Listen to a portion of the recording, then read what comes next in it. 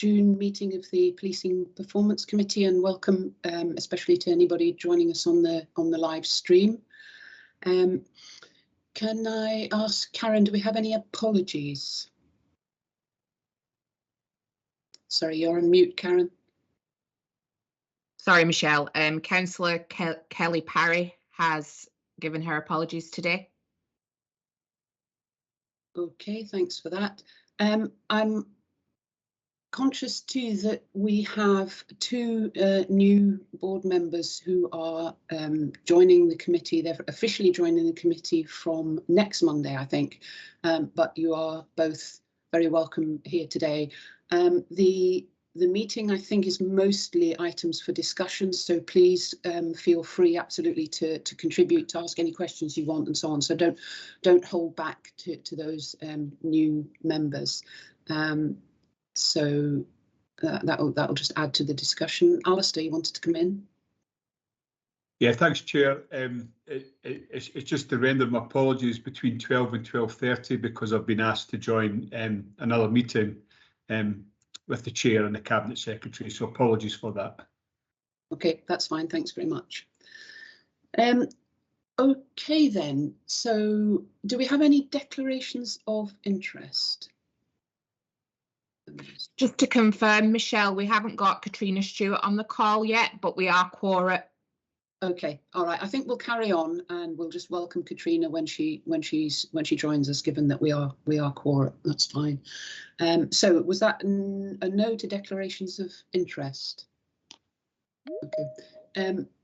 Just actually one other thing before we move on. It was just in relation to the order of the published agenda. So that we've made a couple of tweaks to that, and just to let everybody know. So in section 2, operational policing policy, we're going to switch the stop and search and the criminal justice services decision report around, and then in section 3 we're going to move the ICVS annual report to 3.1, and the logic behind that is so that we will have the CJSD report followed immediately by the ICVS report, because the two have obvious kind of synergies and links, and it'll be more efficient in terms of people reporting and having an interest in those two items. So if everybody's okay with that, we'll switch that round. Okay, so having said that, we'll move on to the minute from the 17th of March. Members who are present have had an opportunity to comment on a draft, so hopefully it will reflect everybody's comments and recollections, but we do need to approve it if members are happy to do that. Yeah, okay, thanks for that. Can we move on then to the action log? There are, I think we'll take it as read, there are a number of actions for closure and a number that we will just continue. Are members happy to approve that? Yep. Okay, thanks for that. Can we move on then to operational policing policy? So as I said, we'll have the stop and search report first, if that's all right. Steve, is this you? Yeah, good morning, Chair. Good morning, colleagues. Thanks, Steve. For those new members, I'm Steve Johnson. I'm the Assistant Chief Constable for the West of Scotland, and I also hold the portfolio for violent crime, disorder and antisocial behaviour, along with stop and search. Chair, if I may, the paper is there for the reading, just for a quick skim through. We continue the governance arrangements post 2017. We hold the monthly meeting around checks and assurances. The data in the report will show that we still have round about an initial compliance of 87.9. The sort of average through the years has been about 88% initial compliance, and then final compliance around about 99% in terms of our compliance with the Code of Practice. So we continue, I believe, since the introduction of the Code of Practice, to prove that we're using the powers wisely, proportionately, and in terms of the needs of our communities. For new members, the difference between the 87.9 and the 99% is predominantly administrative, either spelling mistakes or information that's put on the forms incorrectly, and that's identified by the first line management checks, as highlighted in the paper. As you will see, the number of checks, the number of stop and searches has fallen to 30,807. That's roughly 29.5 or 30% reduction in the number of stop and searches. And we're roughly 33%, 34% positive hit in relation to the stop and searches. And again, positive is we find items and they're reported on in the main report that we put down for that. But just for headlines, for the last year, 747 weapons recovered, 25 firearms, and 9,263 seizures of drugs as a result of stop and search. So overall, 10,682 positive searches, which I think demonstrates how we're keeping society safe by using the power, with a 99% compliance rate and an overall complaints last year. And there is the caveat within the report around the complaints data of around about 121 complaints, of which I think there's only about a handful that are still under investigation. The bulk of those are not code compliance complaints. They are more to do with how the officer has conducted themselves during the conduct of a search rather than the actual powers for search themselves. So we continue to monitor that. We provide feedback on a divisional and at times individual basis for officers. And I think that again is most encouraging. So for me, I think in terms of why I report to the SPA on this matter is around our compliance with the code and the assurances that we are compliant with the code. And I would suggest 99% code compliance achieves that. However, I would say from an operational perspective, I am concerned at the reducing numbers of stop and searches. So there's a piece of work that I'm taking forward with colleagues on the assurance group, and we have representative on there from the SPA. And we are just looking around that confidence in the use of powers. We have some academic research that has been finally landed with us, and we're just starting to digest that. But over the next quarter, I'll be looking to develop a strategic approach to how we use the powers of stop and search. And I'm very guarded in my language, Chair, around that. There's a difference between having confidence in the use of the powers and a strategy that sort of somehow internally implies that we need to be doing more, and therefore that being seen as a performance target. That's certainly not the case. I just want to assure myself that we're using the powers where we have legitimate recourse to do so on behalf of the victims of crimes in Scotland. And an example of that would be we've seen a slight increase in robberies. We've seen some slight increases in violent crime in some places. And I want to make sure that officers are confident in using the powers and keeping our communities safe in those locations. So the next quarter will see us develop a strategic approach to communicating with our officers and with staff about making sure that we're continuing to use the powers proportionately. But the report's there for colleagues, Chair, and I'm happy to take any questions. Thanks for that, Steve, and thank you for your report. Colleagues, can I open it up for any questions?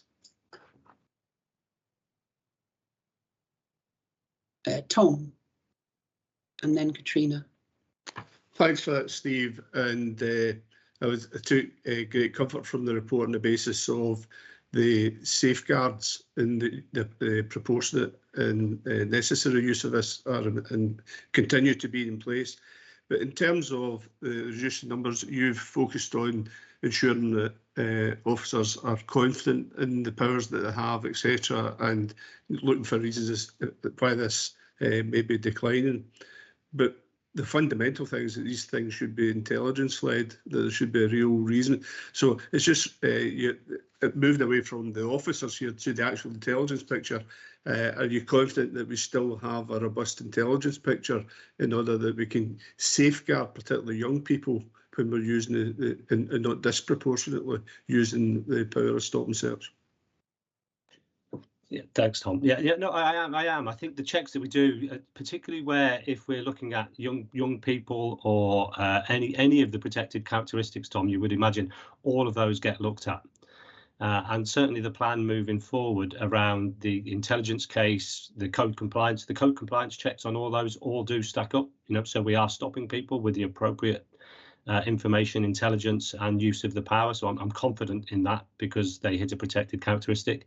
I think interesting for the future, one of the things that we are looking at within that review period, Tom, is about the use of body-worn video devices. Certainly, I think good practice from some forces in England and Wales, where all stop and searches in those forces that have body-worn video are subject to capture. I think that will enable us, if we adopt that practice in Scotland, to do a more qualitative check. So we are checking, yes, the grounds, yes, the code compliance, but also we can see the interaction. We can actually start to make a qualitative evaluation around the interaction, particularly around young people, Tom, where I think that is important. But again, as I say, the complaints data is very, very low. And I'm confident, you know, all of the under 18s searches, I get a report on those, particularly the ones that you'll see in the report, the 1s to 11. You know, I'm not happy to report that, you know, it's a low number of people nearer the sort of 10 to 11 age bracket, but there are children as young as 11 carrying weapons in Scotland. And that's frightening. And where we have information and intelligence, my expectation is officers will stop them. And they will seek to safeguard the child that's carrying the weapon and the public who might be at risk from that. So I'm as confident as I can be, Tom, that we're getting that right. Okay, thanks for that, Steve. I've got Katrina, then Alistair, then Mary. Morning. Yes, actually, to echo Todd's comments, I really welcome this report, and in terms of, you know, confidence and trust in policing for the public, it's so important. I understand there's quite a lot of work going into looking at, you know, governance and oversight and all these things, and that's really welcome. So look forward to seeing the results of the research. It's amazing how long it can take to get that kind of process delivered. I think one of the things I wanted to ask was you mentioned other protected characteristics. I mean, it is awful that children as young as 10 and 11 are carrying weapons in Scotland. The reasons for that need to be explored. But I'm actually wondering, do you have different strategies for stopping and searching for people who have other protected characteristics? So people with hidden disabilities, is there training with your officers in terms of how you kind of approach that kind of situation?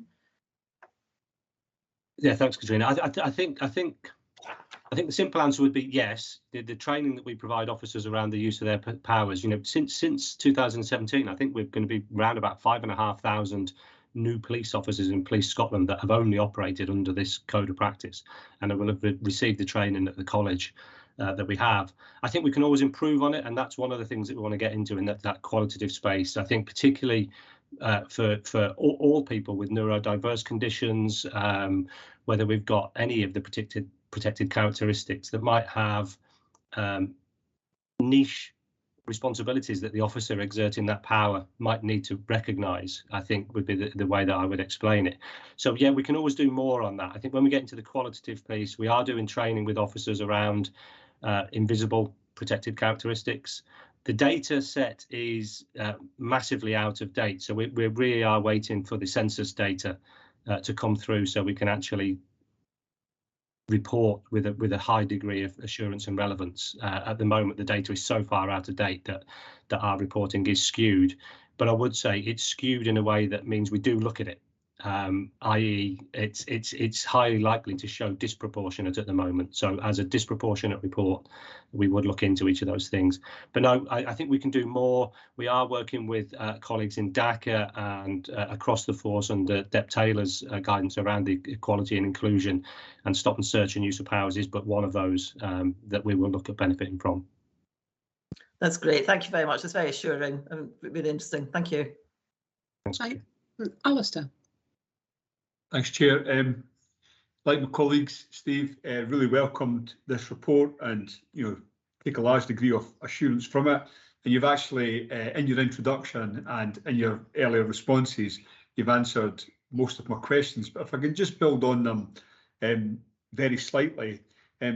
First one really is around the problem you had with reporting in terms of complaints, which you put down to an administrative issue.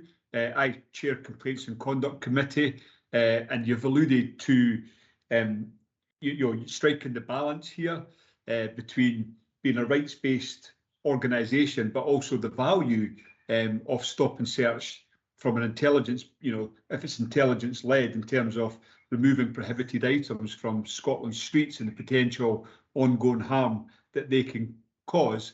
But clearly understanding when complaints are made is an important thing. So a lot of assurance around, we've sorted the problem, and maybe expand on your earlier response about the nature of the types of complaints that you're receiving. So that would be my first question, and my second question would really build on the point that Katrina was making, and obviously in your report in terms of the equality implications.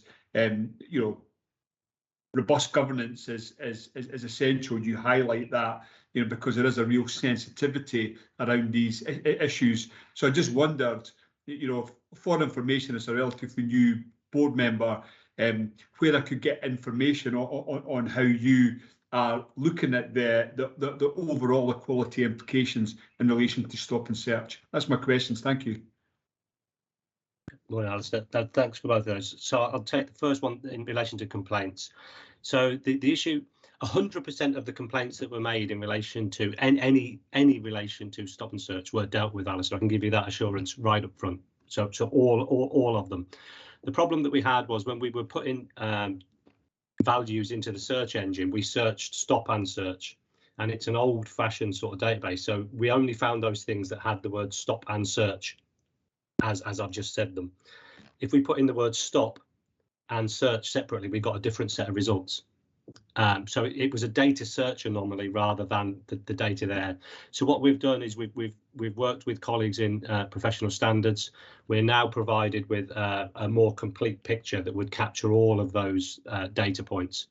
So we search multiple variables. So we're confident that all of the complaints that come into the force are dealt with by PSD and colleagues there. So they're thoroughly investigated. Any feedback loops are fed in to the National Stop and Search Unit. So we're picking up on any themes, any practice issues.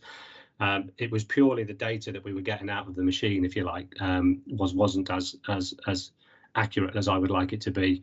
We're now running that data and those checks to actually go through manually and put it all right. It would just be nigh on impossible. So from now on, we're making sure that every month we go through all of that data. We're confident that now we're searching and we're finding all of the data. We're working with PSD colleagues to make sure that's accurate.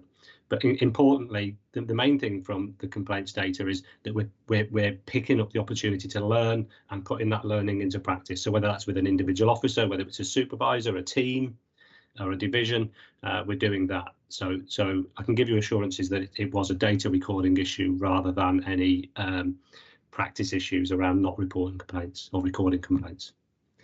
The second issue around the equality implications. Yeah, absolutely. I think there's two things on this, Alistair. For yourself and any new board members or any board members, I'm quite happy that we can do a sort of show and tell with the National Stop Search Unit where we can talk you through, perhaps on a more localised basis with a small group, actually what the National Stop and Search Unit do in terms of our quality assurance. I think, interestingly, I know Sam's on the meeting. Sam's involved with us in the assurance group.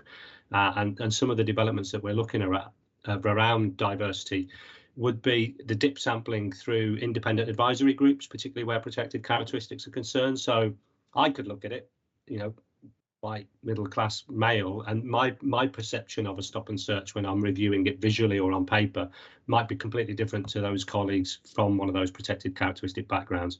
So that's one of the things that we're looking at in the future is how do we actually obtain that view. I think the checks that we do along with the body worn video when we get it, or hopefully when we get it, we'll be able to get in that real qualitative space and be able to provide feedback and then getting that into the training and development loop and making sure that we're, if we do get something slightly wrong, we're learning from that rather than repeating it. So I think that offer is there for you and colleagues to come and sit with some colleagues in the NSSU and myself, and we can go through the data and the protected characteristics to give you those assurances about how it does get that feedback loop in. Yeah, thanks very much for those responses, Steve. I don't have a follow-up other than just to say I really welcome the responses, and I'll take you up on that offer at an appropriate point in the future. Much appreciated. Thank you, Alistair. Okay, thanks for that. Mary. Yes, thank you very much. You've also answered all the questions I had, Steve, other than one, which is there's a reference in your report to the fairly significant reduction in the number of stop and searches done last year compared to the year before. And I wondered if you wanted to say a bit about why that might be the case, but also tell me, if you can, whether the overall positive rate of searches has changed significantly, or is that still much about the same year on year? So I'll deal with two parts. I think one, the drop, we are looking into that now, Mary. I think one of the things is the post-COVID era. We did an awful lot of stops. I think frankly, when we were in lockdown, it was easier to spot people being out and about potentially with nefarious intent. So I think officers, the availability to use the powers might have been there. So some of that drop's going to be the evening out of the post-COVID effect. I think the aspect of the positive rate, it's roughly sat at around about a third, but Michelle will know where I'm going with this, and others will know the positive rate. So if I'm searching a young person before I transport them in the back of the car, I absolutely have the power. I want to try and say, if I don't find anything, that's not recorded as a positive search. I would say that is wholly positive, that the ability to transport a vulnerable person, whether it's a child or an adult, to a place of safety, but to do that having searched them and used the powers of stop and search, I think that's a positive search, but we would never find anything. But we have assured their safety and our safety in doing so. So we are trying to find mechanisms where if we are using powers under those circumstances, we can actually report that and say, actually, that's a good thing that we've done and there's no complaint come from it. It's an appropriate use of the power because it's code compliant. The danger of that is clearly that's a new aspect if we try and see it as a positive. At the moment, it's only when we find an article and you'll see that there are tables with the articles there. So I think I'm content that the positive rate, we do sit slightly higher than colleagues in England and Wales in the main in terms of our rates. But again, as I say, I think for me, I'm taking much more comfort around the 99% compliance with the code. Sometimes we can search people, and as Tom said, the intelligence is there. There are some really bad people out there that are belonging to organised crime groups who are chancing their hand that the one time that we get lucky is the one time they get unlucky. And we are using our powers proportionately where we have necessity, and we are using them wisely. And it does help keep some of those people who would seek to take advantage of us reducing the number of searches out of that loop. So I'm still keen that we continue to encourage officers to use the powers, use them as they are proportionately, that we maintain our compliance rates as best we possibly can, but to try and do that without saying we're not doing enough. I don't know what enough is. There's no magic number out there, but what I do want to make sure that is, last month alone we had 24 more victims of robbery. I think those 24 more victims, along with all the others, would expect us, where we have the ability to use that power, that we are using the power on their behalf as victims of crime.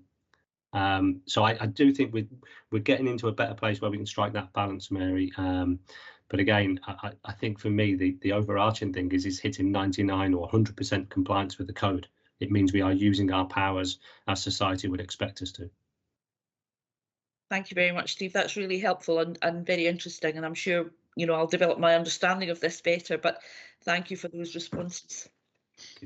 Thanks very much. I have a couple of questions, if I may. So really helpful, and I think the conversation that we've just had is really helpful because it's answered some of the questions that I had as well, and particularly around the focus on the code and the percentage, which is really, really positive, and the intelligence-led nature of and presumably that's linked to the code. So the code does have an expectation that it'll be intelligence-led rather than some other criteria.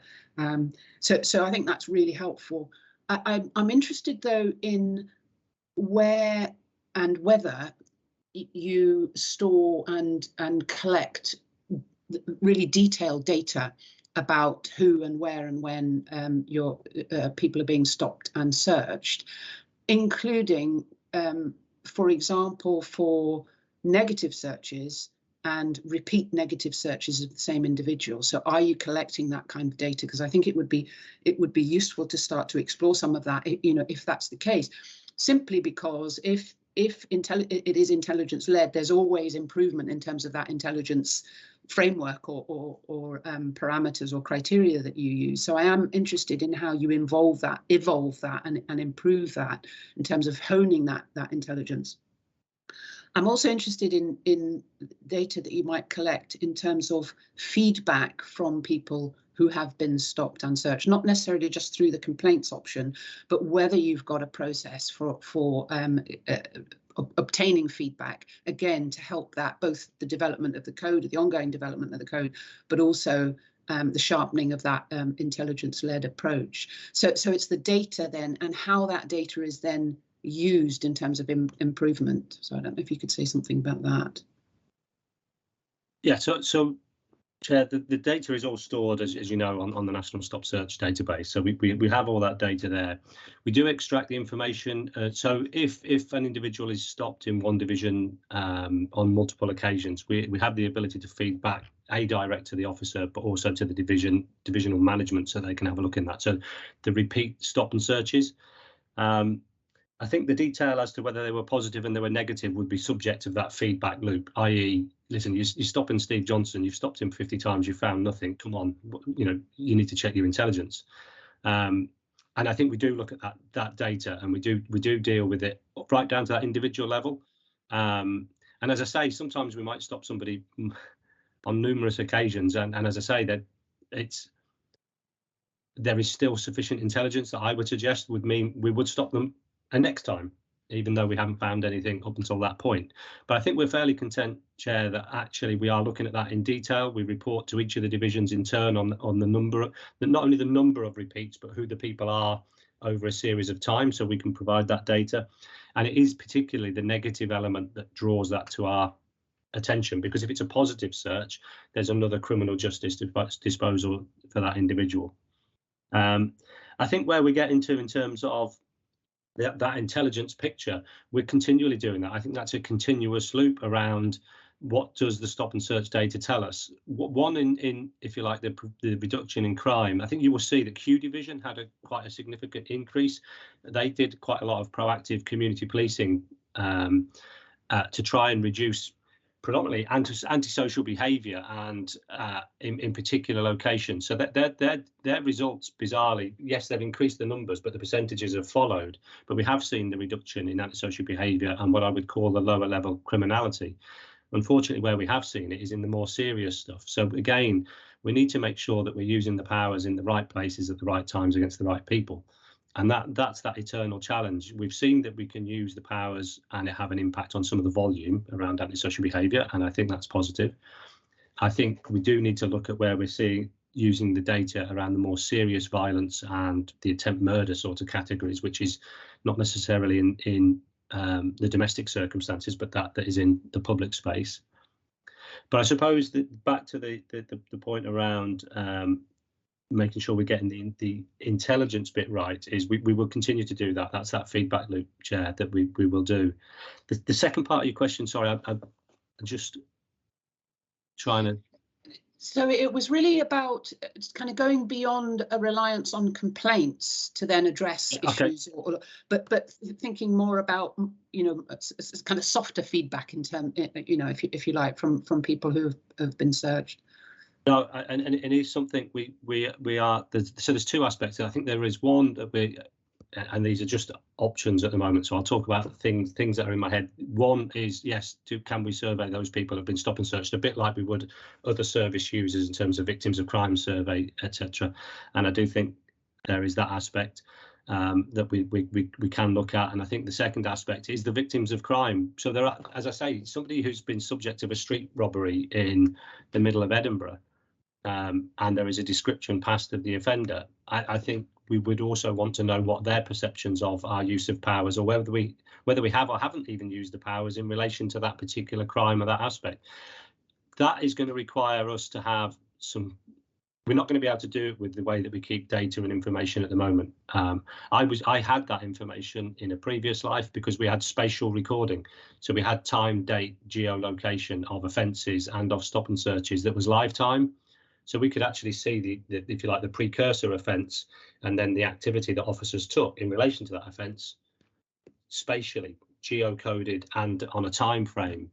I would love to get us into that space with the addition of body-worn video, so we can do the spatial and the if you like, we can actually see the interaction. I could actually, if data protection permits, we can actually review one of those interactions, so people can be assured of how the officer conducts themselves and how the person stop and search conducts themselves. So yes, it is something that we are looking at, Chair, and again, I think that's going to be part of the discussions, as we've already discussed. It is part of one of the aspects that was recognised in one of the recent academic reports that we've just received. As I say, within the last month, we've received a doctoral paper in relation to stop and search that was commissioned in 2017, but we've just got the report. So we're just looking at how applicable that is. But I think that aspect of what are the perceptions of somebody that has been stop and searched but hasn't necessarily made a complaint, again, is something we can look into. Thanks for that, Steve. That's really helpful. And my last question was really, and I think you might have answered it, but I'm not sure whether you were referring to the same thing, was the significant variation across the country. So, for example, I think it's Argyll and Bute versus Glasgow or versus Edinburgh. And that does seem quite extreme, given if it had been the other way around, it might have been kind of intuitively more understandable, but it feels a bit strange. So I just wondered if you could say something about that. Yeah, and we, as you would imagine, we pick up, as you say, Argyll and Bute on my pack. We pick up, I think, when we have some proactive police operations where we actually go out either in response to incidents, and I certainly know in Argyll and Bute we had a couple of very serious offences, and we increased the visibility of police officers as part of one of those measures. It's entirely likely when you increase the visibility of police officers on the streets, there's more cops out there, they see more, they interact more, and they use powers.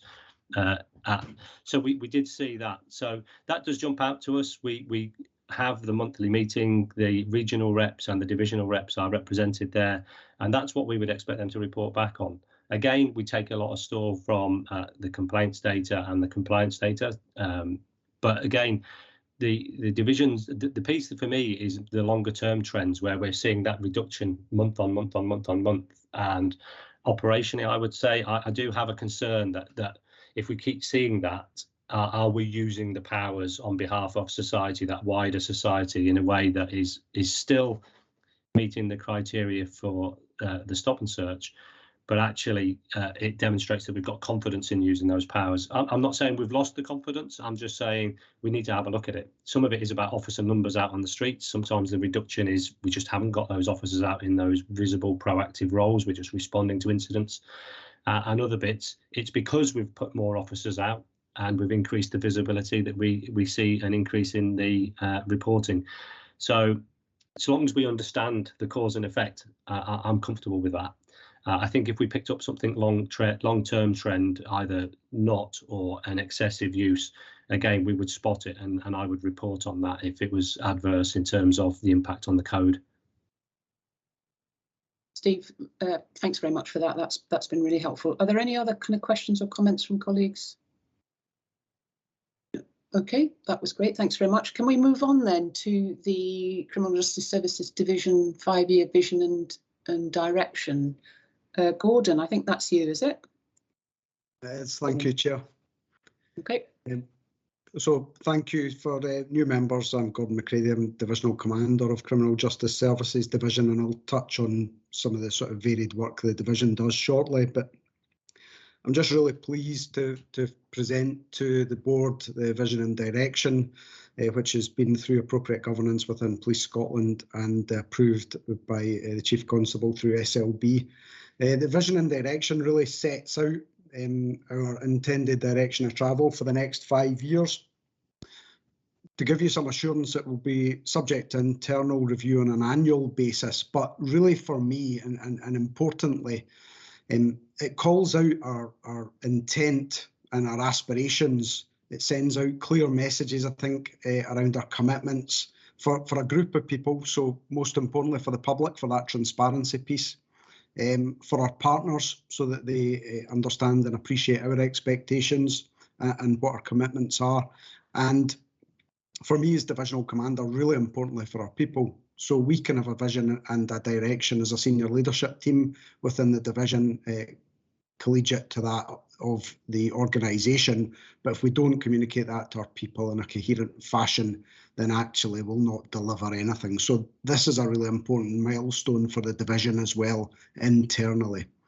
It sets out our 5 priorities, and there are a number of messages that I'll call out for members, just because I think they're important to highlight. So first of all, and I touched upon it in my introduction for new members, the division is an essential part of the criminal justice system. Do you know, without the work of the division and the services that it provides, the criminal justice system would come to a halt. There is no two ways about it. And our custody element, as you'll hear today through the ICVS feedback, custody element is undoubtedly the most visible and probably the most immediate risk to the organisation. But it would be remiss of me not to call out the other key aspects within the division. So our essential productions provision, which is the evidential management of productions, forensic, digital, etc., which feeds the criminal justice system, the submission of reports and death reports to the Crown Office and Procurator Fiscal Service, and of course the criminal justice records that ensure that our officers and staff in the criminal justice system has the most effective and accurate recording of information.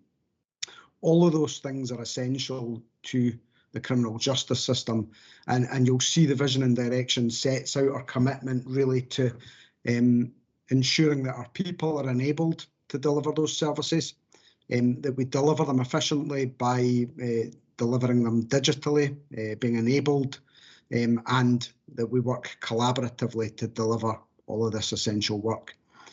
You'll see in the introduction, and I think it's really important to call out that we need to remind ourselves as a service and also to remind the public that the purpose of police custody is not a punitive function. And I find myself having to repeat that now at a number of meetings, because I think the perception is that police custody is part of that sentencing function that goes along with the perception and reporting of a crime. It's absolutely not. The custody provision for policing is really a facilitative role. It's there to enable that time-bound investigation of crime, holding a person in custody for as little as is necessary, as is required by the law, so that they can either attend court or we can seek to put in place risk mitigation for victims and to protect the public, etc. So that's an important part that this vision and direction calls out. It also highlights the fact that people who come into custody are already vulnerable, and I've spoken to a number of boards about the risks that present themselves and what we're doing in that respect. But people have a combination of complex needs when they come into custody. So again, the vision and direction calls out the importance of working collaboratively with partners to embrace that public health approach to policing. And Chair, you'll recall at a number of meetings now I've spoken about the importance of the public health approach to policing and us being a contributor to that, not necessarily leading in all instances, but contributing to it. And I know from recent media, there may be perceptions that such visions and directions which call out opportunity to prevent recidivism and improve outcomes for offenders will be seen as soft justice. But the vision and direction really sets out that this is not soft justice in any way. It's actually about preventing people being re-victimised, protecting the families of offenders from coming to harm, protecting the public. So I think it's a really important part to call out, and I think there's a lot of work to be done, not just in policing, but across the whole of our public services in terms of that opportunity to intervene. And the last part I want to touch on in terms of the messaging within the vision and direction is children. And I spoke again at a number of meetings where we've discussed, and the SPA have recognised the importance of children. So there are far too many times where children are in our custody, and we cannot control that because there is no alternative available to the police. And I think it's important to say we don't want children to be held in custody unnecessarily or for longer than they need to be. But as ACC Johnston just said, there are times where it is absolutely important, necessary to keep children in custody. 16, 17-year-olds who've committed serious offences and continue to be a threat to the public and need to attend court for the purpose of prosecutorial decision making, etc. So the message that's set out in the visionary direction is we need to minimise that to the least necessary in order to meet the needs of justice. So I guess in summary, Chair, I think it's a positive start. It calls out the need for some difficult discussions and conversations with partners over the next 5 years, including how we reduce the number of children in custody, and I know OSPA are actively involved in that. As with everything, the vision and direction, the aspiration of what we want to deliver is one thing, actually delivering it and working towards that is another. So our work over the next few months is to have a performance framework in place by the end of the first year and for a first review, so that we can actually measure how well we're doing against this. It is aspirational, it should be aspirational, so I'm not going to sit here and commit that we will deliver everything in this strategy in the first year, but if we can actually start to make inroads into this, I think we could see some really positive impacts on our communities. And with that, Chair, I'll pause and happily answer any questions. Gordon, thanks very much for your presentation, but also the report. Really powerful. I particularly welcome the public health and equalities and human rights perspective that comes across right throughout the document, and really reflects a lot of the comments and statements, for example, that the Chief Constable has made around the culture and the values of Police Scotland. So, and I think that comes across really powerfully in this document. So thanks very much for that. I have a couple of kind of questions, but I will let my colleagues come in first. I think I had Katrina first and then Alistair.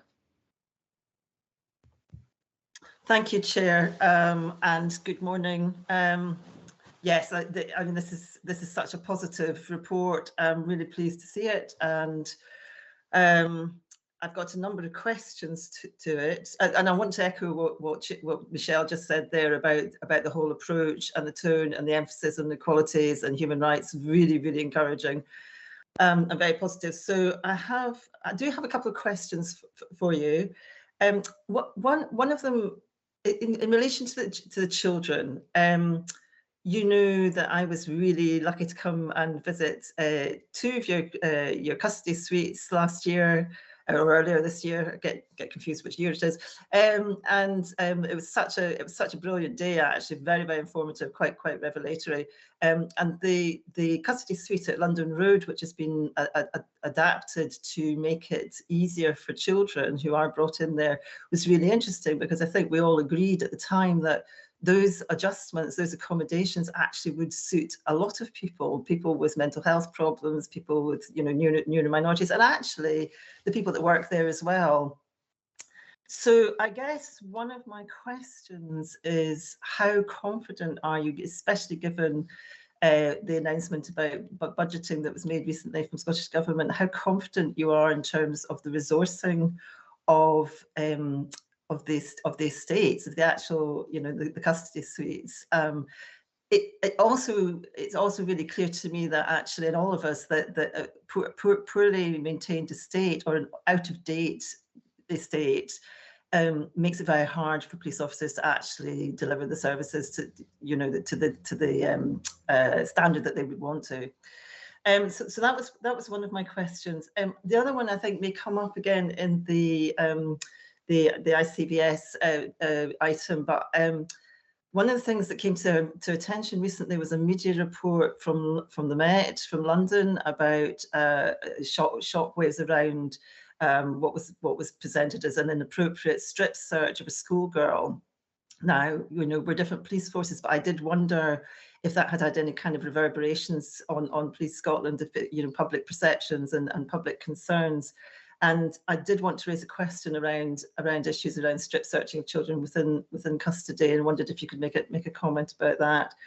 And the other thing is, and I know I've said this in other contexts and to other committees, I never want to let an opportunity pass me by.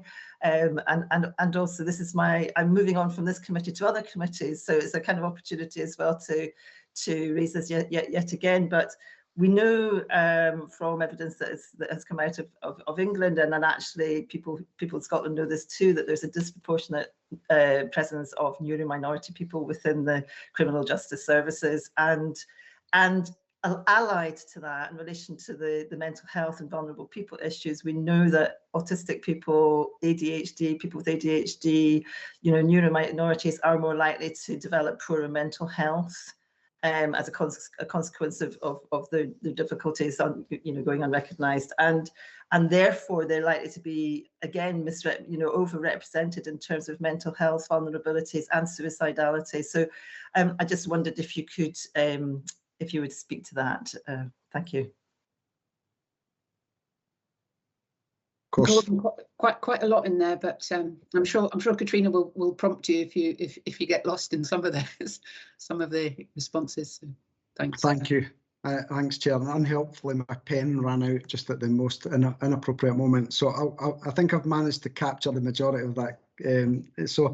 Let me cover the states first, and I'll give you some assurance around the support we've had from the executive, and I'll be entirely open and honest with you. We've had probably disproportionate support because we understand the rights of those that come into our care and custody and the need to invest in the service. But I won't lie to you. We are actively pursuing and bidding for that because when I speak and go out to our local policing colleagues, the state across Scotland is in need of investment. So people who come into our care and custody have human rights.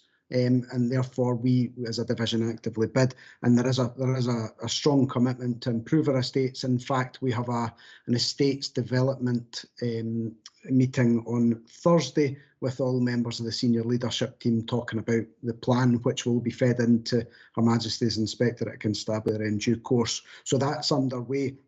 As you know, we've just invested in Falkirk. We've done London Road. There are now plans to upgrade Inverness in the coming or this year, and actually some of the more practical elements of our estate provision are already paying dividends. So I'll give you a very practical example. Yesterday I dropped into Govan to see staff, and there was a person in custody who was on camera within one of the private offices for concerns around their mental health.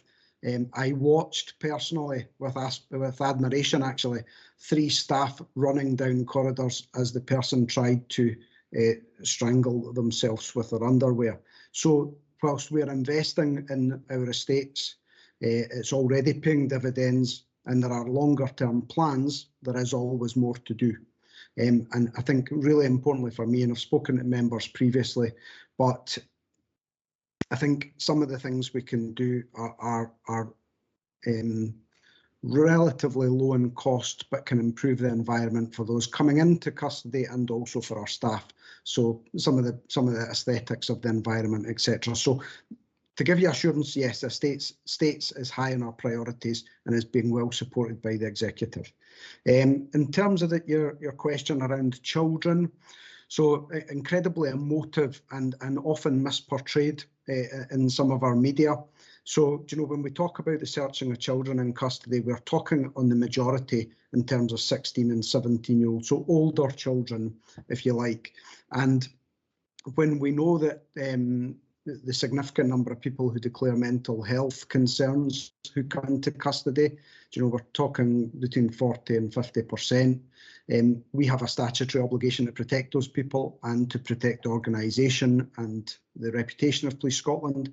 So there are times when people come into our custody, whether they be children or adults, and they declare that they have either suicidal intent or have self-harmed, that they must be strip searched for their own protection and for the protection of others, for my staff, in order to meet my obligations under the Health and Safety at Work Scotland Act.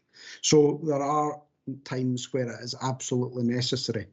There are, as you would imagine, checks and balances to be met. So every strip search of a child or young person has to be authorised by an inspector. That inspector scrutinises the circumstances.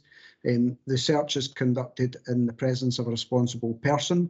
And actually, the thing that is most important to me is not whether or not a strip search was done and what necessarily the metrics of that were, but it's the way in which it's done and the manner in which it's done and the dignity and respect that's provided as much as possible. So that for me is equal of importance to the number and volume that are undertaken. So yes, there are, I think, a significant number, about 600 or so, undertaken a year in terms of children, but their safety and well-being is at the heart of that. There is nothing which is focused on evidential recovery or trying to build a case against somebody. It's about safety.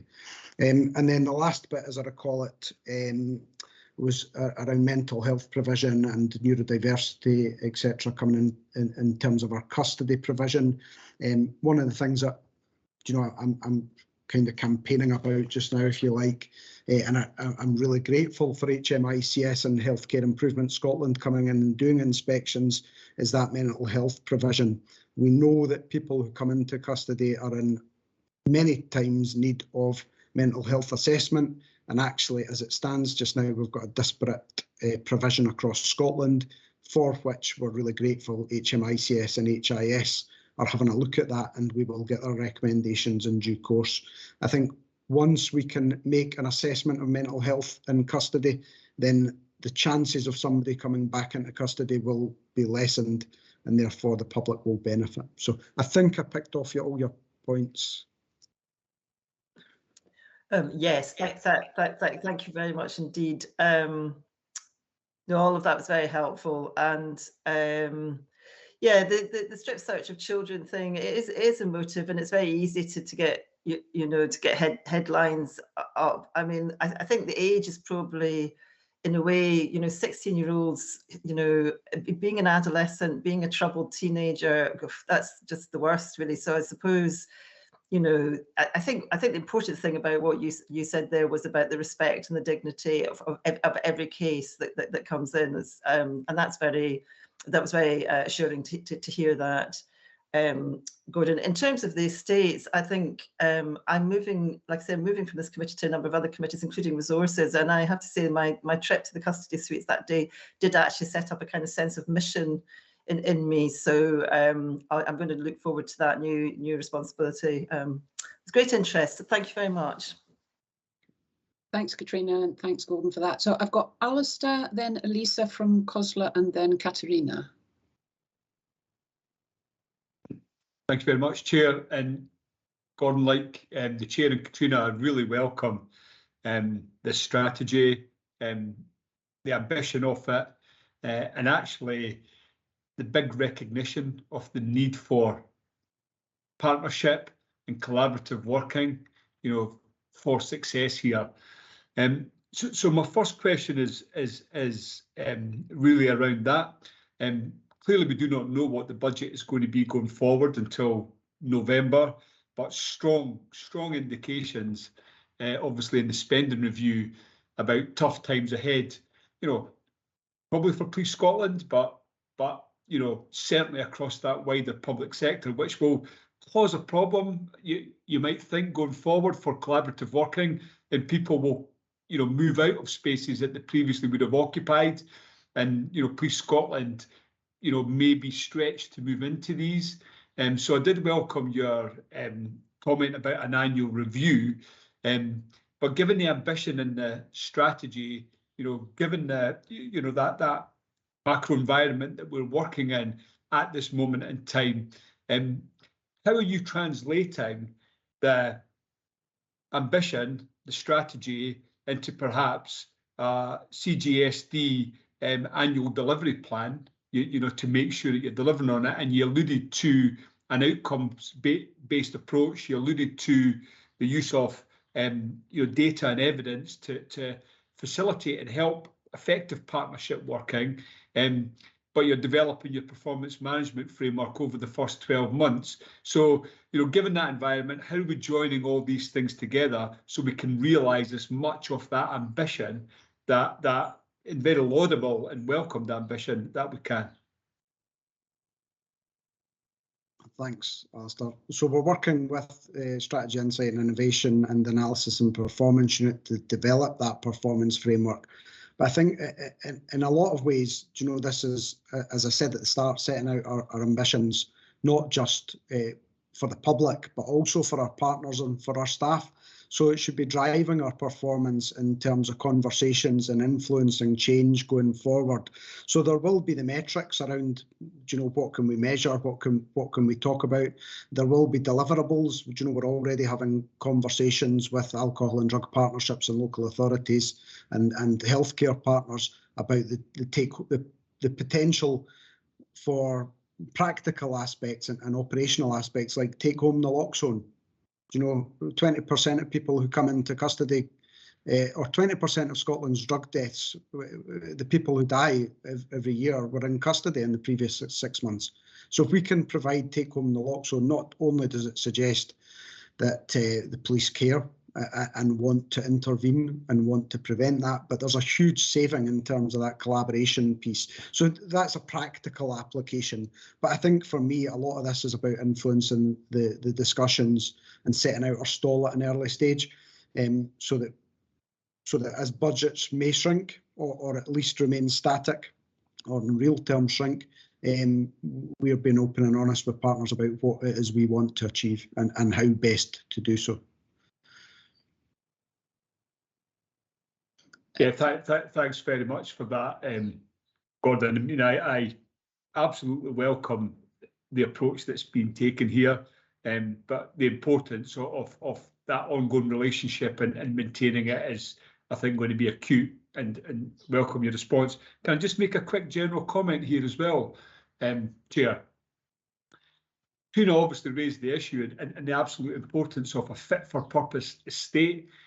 Estate is something that comes up, health and safety and people committee, it absolutely comes up.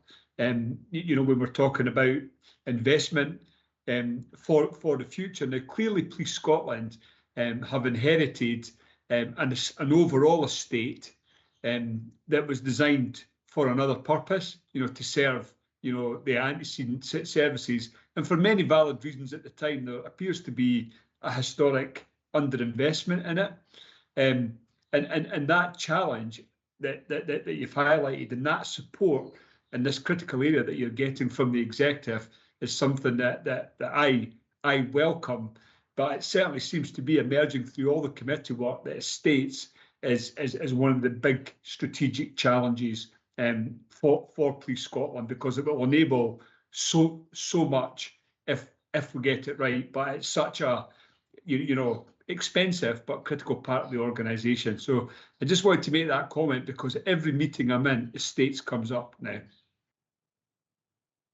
Thank you. Thanks for that, Alistair. Elisa. Thank you, Michelle, and thanks, Gordon. It was a really good report. And I think my question is similar to what Alistair kind of just asked, and it kind of it's around kind of collaborative working and partnership working, which is acknowledged in the report and the importance of that. So what I was wondering from a COSLA perspective, particularly, I wondered if you could expand a bit more on your engagement with local authorities, and if you feel, you know, are there particular areas that you think will need to be addressed, or where you think that there's going to need to be a particular focus in your collaboration with local authorities? That's okay. Yeah, thank you. And I think you've probably struck on something which is close to my heart. So having worked in Lanarkshire previously and worked and headed up some of the ADP work in terms of drug deaths, one of the challenges that we've got as a national division and a frustrator for me personally is I see Police Scotland and us as a national division as a huge enabler. But then we have to interact with 32 service providers by way of local authorities, which is absolutely right and proper. But each of these local authorities thereafter procure or provide different services. Now, the way in which we're currently structured means that, and I've said this to other members, if we take somebody from Rutherglen, just to use an example, which sits in the Lanarkshire area, and we take them to Govan for our convenience, the service provision in Govan for people to try and break the cycle of offending might not be available to that person because they're from the wrong postcode. So this is something that we absolutely need to have a conversation with COSLA about. This children healthcare provision in terms of our health boards, and we need to have some pretty frank and honest discussions about how do we take away the perception of geographically dictated services, so that regardless of where somebody is in the country, they can get the appropriate support and intervention. The reality is we are at an early stage. The part of the reason I welcome and help and obviously shape the vision and direction is that it'll allow us to have these conversations. But I think members recognise more recently that Scott Ross and I had some work to do in garnering support to get this onto the table at a COSLA level and a local authority level. And the provision of national services has, in my mind, to be some of the solution. So we're in summary, I would say we're an enabler, but we need the local authority to work with us to ensure that we can deliver it as effectively and efficiently as possible. Thanks, Gordon, and absolutely happy to pick up after the meeting if you wish to discuss in more detail. But that was helpful. Thank you. Thanks for that, Katerina. Yeah, thank you very much. I think my sort of substantive question has already been answered, I think, across all the contributions. I mean, my overarching question was that the comment is that I really welcome the paper, as colleagues have said, and I was wondering what in your view would be some of the key risks to the delivery and also the critical success factors in terms of being able to deliver this. And I know you have already touched on most of them, which is all around engagement, funding, etc. I don't know if there is anything else that you would like to add at this stage, but I think I already have quite a good answer to my question. Yeah, thank you. I think the greatest risk and the greatest barrier to the collaboration is services retreating and shrinking and becoming more protective of their own resource. That, I think, that goes back to the Christie principles and the discussions that have been ongoing for over a decade now.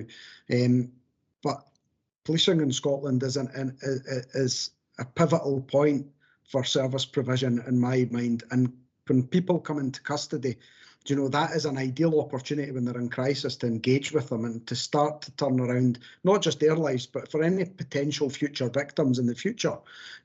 So I think the greatest barrier is going to be funding, and the current societal context is not going to help that. But actually, I think we should be embracing it now as opposed to running away from it. But these will be difficult conversations, and I think that's really the purpose of the V&D, which is to raise it and start to have them. Thank you.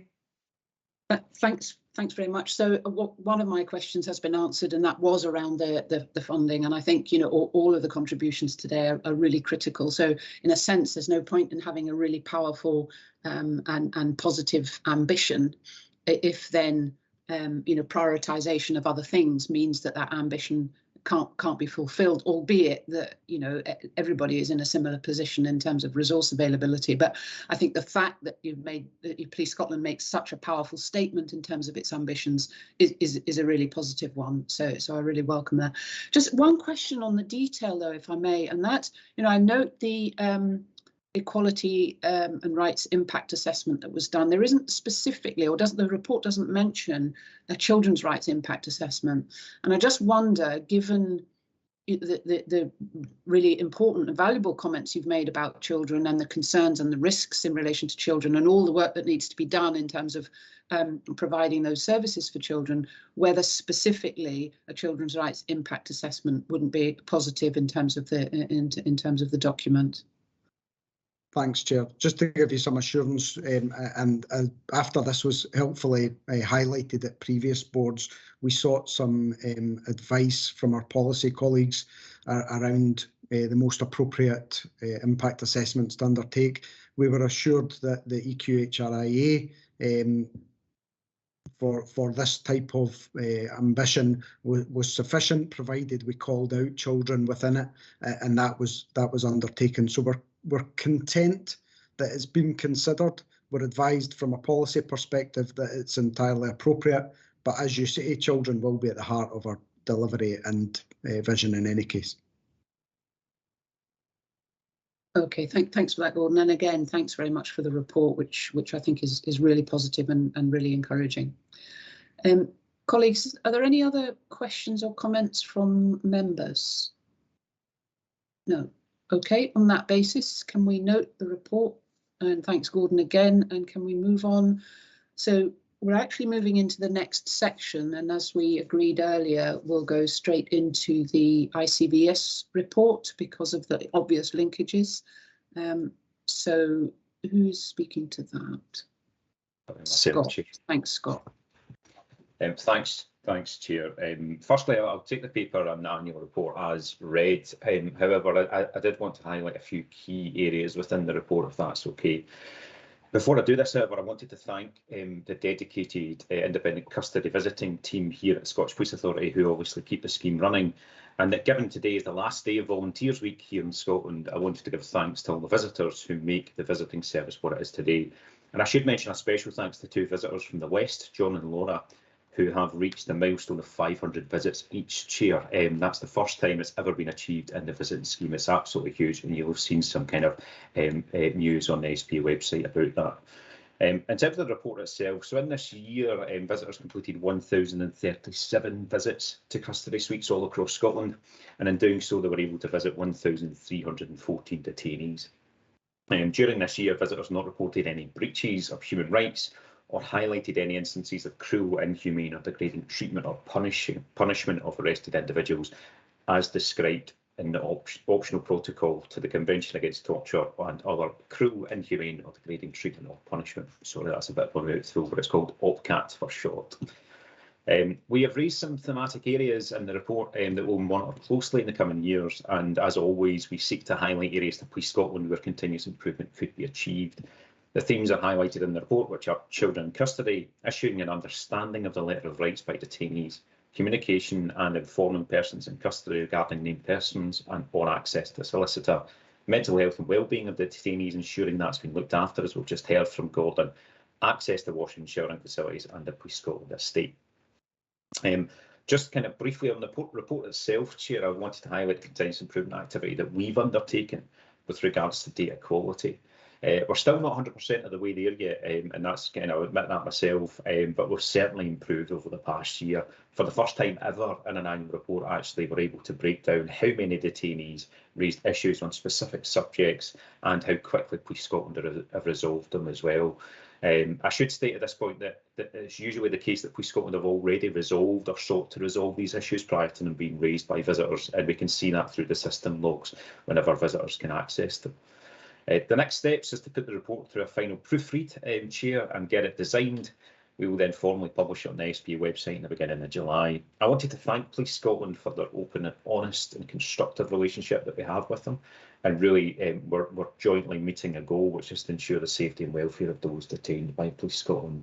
And finally, Chair, I wanted to thank yourself and the Vice Chair of the Authority for the support you've provided and been championing for the ICBS scheme. I hope you've all seen the improvement the scheme is making, and certainly has made over the past year.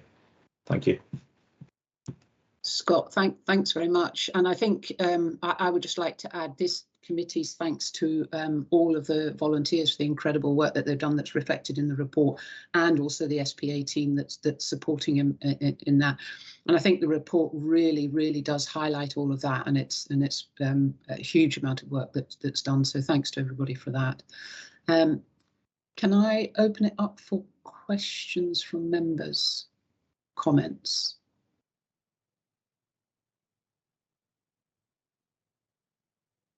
Katrina. Yes, thank you. Really interesting report, and clearly a kind of testament to the commitment and the input of the team of volunteers and all the people at SPA working on this. I would like to go back to the question that I did raise to the previous item, which was around strip searching of children. I might have missed it in my sort of reading of the paper, but I don't think this is it specifically mentioned in this report.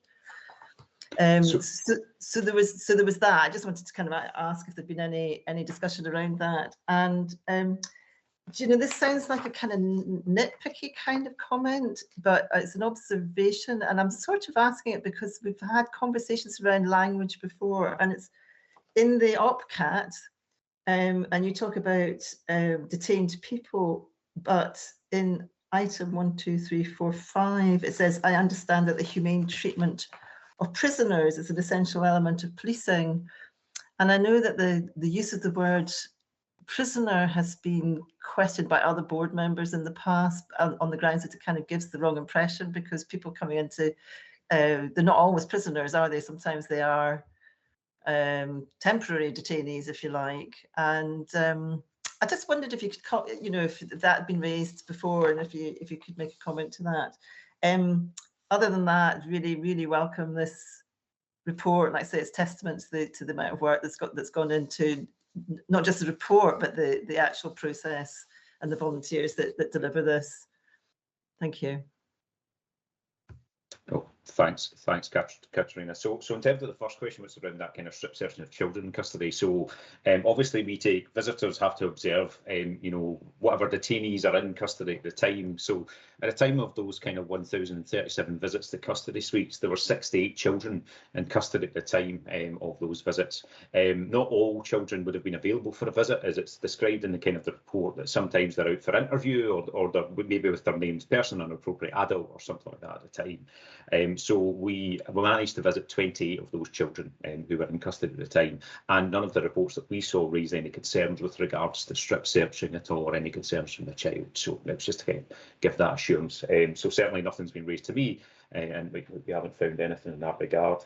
In terms of the language around prisoner, OPCAT covers both police custody detention, but it also covers prisons, where the people detained in prisons are rightly called prisoners, I believe, at the time. So therefore, if that language is reflected in here, it's probably a reflection of the language that's used within OPCAT. We can change it and change it to detainee or person in custody, Katrina, and we'll do that certainly at the last kind of proofread before we get it designed and published. But it's probably just an overspill from the language used within OPCAT, which covers all people detained, no matter what that state of detention is.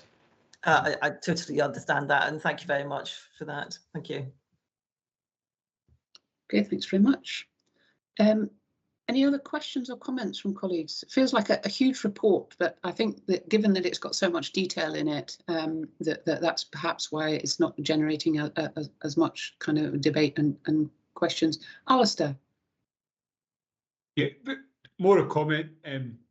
Really welcome the report, and rightly given recognition to all the parties involved, but particularly the volunteers and the critical role that they play in this. Another comment really links back to the previous discussion in paper, because it does highlight in this report, you know, the challenges that poor estate bring, and what we need to see, and this is brought out in the report as well, is a detailed estates strategy stroke implementation plan, you know, for custody suites, and I look forward to seeing that in the future. It's a tough discussion to have amongst so many priorities within the states, but I think this report highlights you know, the real need for this going forward. So that was my comments. Thanks, Alistair. Absolutely, and that's kind of, in a sense, one of the reasons that we brought these two reports together, because the interdependencies are so critical, and we really need to focus on that, and hopefully make sure that the funding of the estates development and improvement is a priority for all the reasons we've discussed. Okay, so if there are no more questions or comments on that. I'm not sure entirely about the governance, but I think endorse for publication, is that what we're being asked to do? So members can content to do that. Okay, that's great. Thanks very much, everyone. So that, I think we're back on track for the agenda now. So we'll go with the quarterly performance report. Tom, I think, Tom, are you here? Yes, there you are. Welcome. Thanks for that. Thanks for the welcome, Chair. Good to see everybody. So presenting today the Q4 report, the final report of the year 21-22. It's a familiar format now to colleagues, and obviously developed as part of the performance framework that we worked with SPA colleagues on earlier in the year. So essentially, we're covering and giving insights on demands on policing, drawing out some key insights in particular areas. We've called out assaults on officers as a particular area of focus. Public confidence in user experience. There's been good discussions about that throughout the year. It's a feature of the document that I'll speak to shortly around the Chief Constable's annual review of policing, and we have ACC Hawkins on the call as well, who is the chair of the Public Confidence Governance Board, can speak to that point. And we've got significant data, as always, around progress towards our strategic outcomes. And lastly, OPTALA, the response to the pandemic. We've got an update on the progress against the outcomes and objectives that were set there. And just to be clear, this is the last time that we propose to include the Operation TALA data, given where things have moved on to in terms of restrictions and so on. So the report that's in front of you has been discussed recently by the Chief Constable and the executive team at the Strategic Operational Performance Board. This allows the Chief to hold his Deputy Chief Constables and the Assistant Chief Constables to account for progress right across the strategic outcomes, and given that level of visibility, if you like, between the outcomes we've committed to within the strategy and our progress against them. So it is used internally in Police Scotland as part of our governance framework. It's been developed on the principles of being transparent, being accessible, and ultimately being straightforward about the complexity and range of activity that the police undertake, and acknowledging, as well as success, some of the challenges and issues that we face in delivery of the service. And it's obviously a balance of quantitative and qualitative data. So my thanks go to the team led by Tina McLucas, who's done a really excellent job on this, and I'm hoping it's useful for today's purposes as well. So there are a few points to draw out before I finish off and open up to questions and discussion. There are similar themes that have been picked up throughout the previous 3 quarterly reports around levels of assaults on officers, although we did see a fall in the last quarter, in the last year around assaults on officers, but the 5-year picture remains negative, and that's where the Your Safety Matters Diamond Group, which is referred to within the report and which we've discussed previously, has got work to continue to do. Some insights around response times around 999s and the impact that had on 101s. We've spoken about that before. I know the full authority has discussed that as well. Again, ACC Hawkins is on the call today, and I'm sure could speak more about that. The increase in response to incidents involving vulnerability, missing persons, are called out within the report. That again, post lockdown of the previous year, we're starting to see numbers really increase quite significantly. And it's worth taking that into account because it makes up that full picture and the 80-20 split where 80% approximately of activity doesn't result in a recording of a crime. There's reference to sexual crime, and we know, because we've discussed previously, that this continues to be a growth area, a real concern, and up by 14% on last year. Violent crime has also increased. This is again a result of the dip that we saw in the year of lockdowns around 2021. But again, it's something that we're focusing activity around. Reference to drugs, harm and supply and the activity that Police Scotland has committed to, and reference to the naloxone rollout, which is still a test of change at the moment, but with a commitment to a national rollout that will get underway and is underway actually over the course of this year. Hate crime is referred to, up 2.5% on last year, in an area we're watching closely. And as we've discussed previously, the really growing prevalence of online fraud, up 68% on last year. 68% on the 5-year average, and that's really significant. But it's, as we call out in the Chief Constable's report that I'll speak about shortly, it actually disguises a downward trend around other acquisitive crimes. So it's significant that we take that into account around Group 3. We've called out some data around the management challenges we've had, particularly at the turn of the year, at the start of Q4, around staff absences. Things returning to normal now, but the absences related to the Omicron variant in the winter period did have a significant impact. And lastly, around road safety and about, again, the impact of lockdown measures being brought to an end and more people out and about. And unfortunately, we're seeing an increase in road deaths as a result. So probably with that, I will draw to a close, Chair, and open up to questions. A number of colleagues from across Police Scotland are on the call, are ready to take any questions that myself and Deb Taylor are ready to field as well. So thank you. Tom, thanks very much. And again, thanks for an incredibly kind of comprehensive, detailed, and certainly from my perspective, well set out and really easily accessible report. Although there's a huge amount of information in there, it is actually relatively straightforward to navigate. And I think, you know, that is a testament to you and everybody who's been involved in the development of it. So very much appreciate that. Can I open it up for questions from colleagues? Alistair. Thanks, Chair. I would just echo the words of the Chair there, Tom. There is a huge amount of information and analysis and in this report, but it is very well presented and it is a relatively comfortable read. It's, you know, from my perspective, I think first thing's more of a comment. It's very difficult actually because of what we've all been through over the last, you know, couple of years. The COVID factor to actually draw out what the underlying trends are. So I welcome the comments that are being made and the attempts that are being made, you know, to highlight the impact of that within the reports. So I've got two questions really here. One is on fraud and the other one is on road safety. So I think I read within this report or a related report that for the average member of the public, fraud is probably the most likely crime that you're going to become a victim of. And we see that it went up in year. We also see that against the 5-year average, it's gone up 68.2. And much of this is cyber enabled. And it's good to see that you know, Police Scotland are linking in with UK-wide initiatives.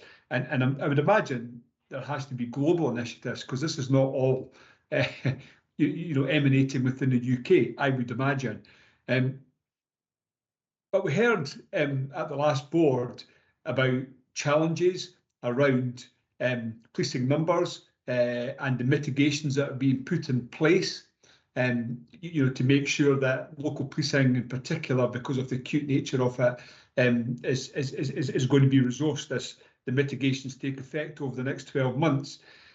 But this would be one of the areas that I would be looking for assurance or some reassurance that because people are likely to be a victim of this, because there is an increase in 5-year average, because, you know, the cyber world is changing so quickly that it remains, you know, in the focus for resourcing and acquiring the new skill sets that are necessary to deal with this type of crime going forward, and also a development of public understanding about, you know, what the real harms they face actually are. So I wouldn't mind some discussion and points around that. And in relation to road safety, you know, it is, as you suggested, potentially a factor of people now out and about again that contributes to that. But again, we're seeing increases over that 5-year average. But it's interesting to note that the Scottish road safety targets were actually surpassed in each of the metrics. So, you know, maybe we should be collectively considering what those are, and what do you actually think is underlying? What is, terrible pun here, what's driving that increase and you know, people being killed, seriously injured on our roads? And what do you think Police Scotland are you know, What's their part in improving this picture for us going forward? So that was my questions and comments. Thank you. Thank you, Chair. If I can come back, Alistair, thank you very much, firstly, for the comments. I greatly appreciate the support you've given us throughout the year on the development and improvement of this report. On the point about fraud and the impact of online activity, you're right, and effectively that's what we call out, that this is a growth area. We've developed the Police Scotland cyber strategy, policing in the digital world, as a response to it. And you've heard about that, and that's been agreed actually in September 2020 by the authority. But we do still have real issues around ensuring that we've got the right operating model, if you like, around how we balance and ensure that we have the right skills at first point of contact, whether it's in our C3 environment, whether it's within local policing. And ultimately, we need to move in this growth area the detection rates and the closure rates up, because they're sitting at the moment at about 17%, and the report calls that out. So it's an area that we've committed to invest in. It's an acknowledgement that we've moved in terms of policing from the private space to the public space and now to the digital online space, and that we need to improve the skills and capability and the capacity that we have in that area. It's a space where DCC Malcolm Graham leads, but again, with the full support of the Chief and the wider exec. I was going to suggest maybe if Deb Taylor wanted to come in just on that point.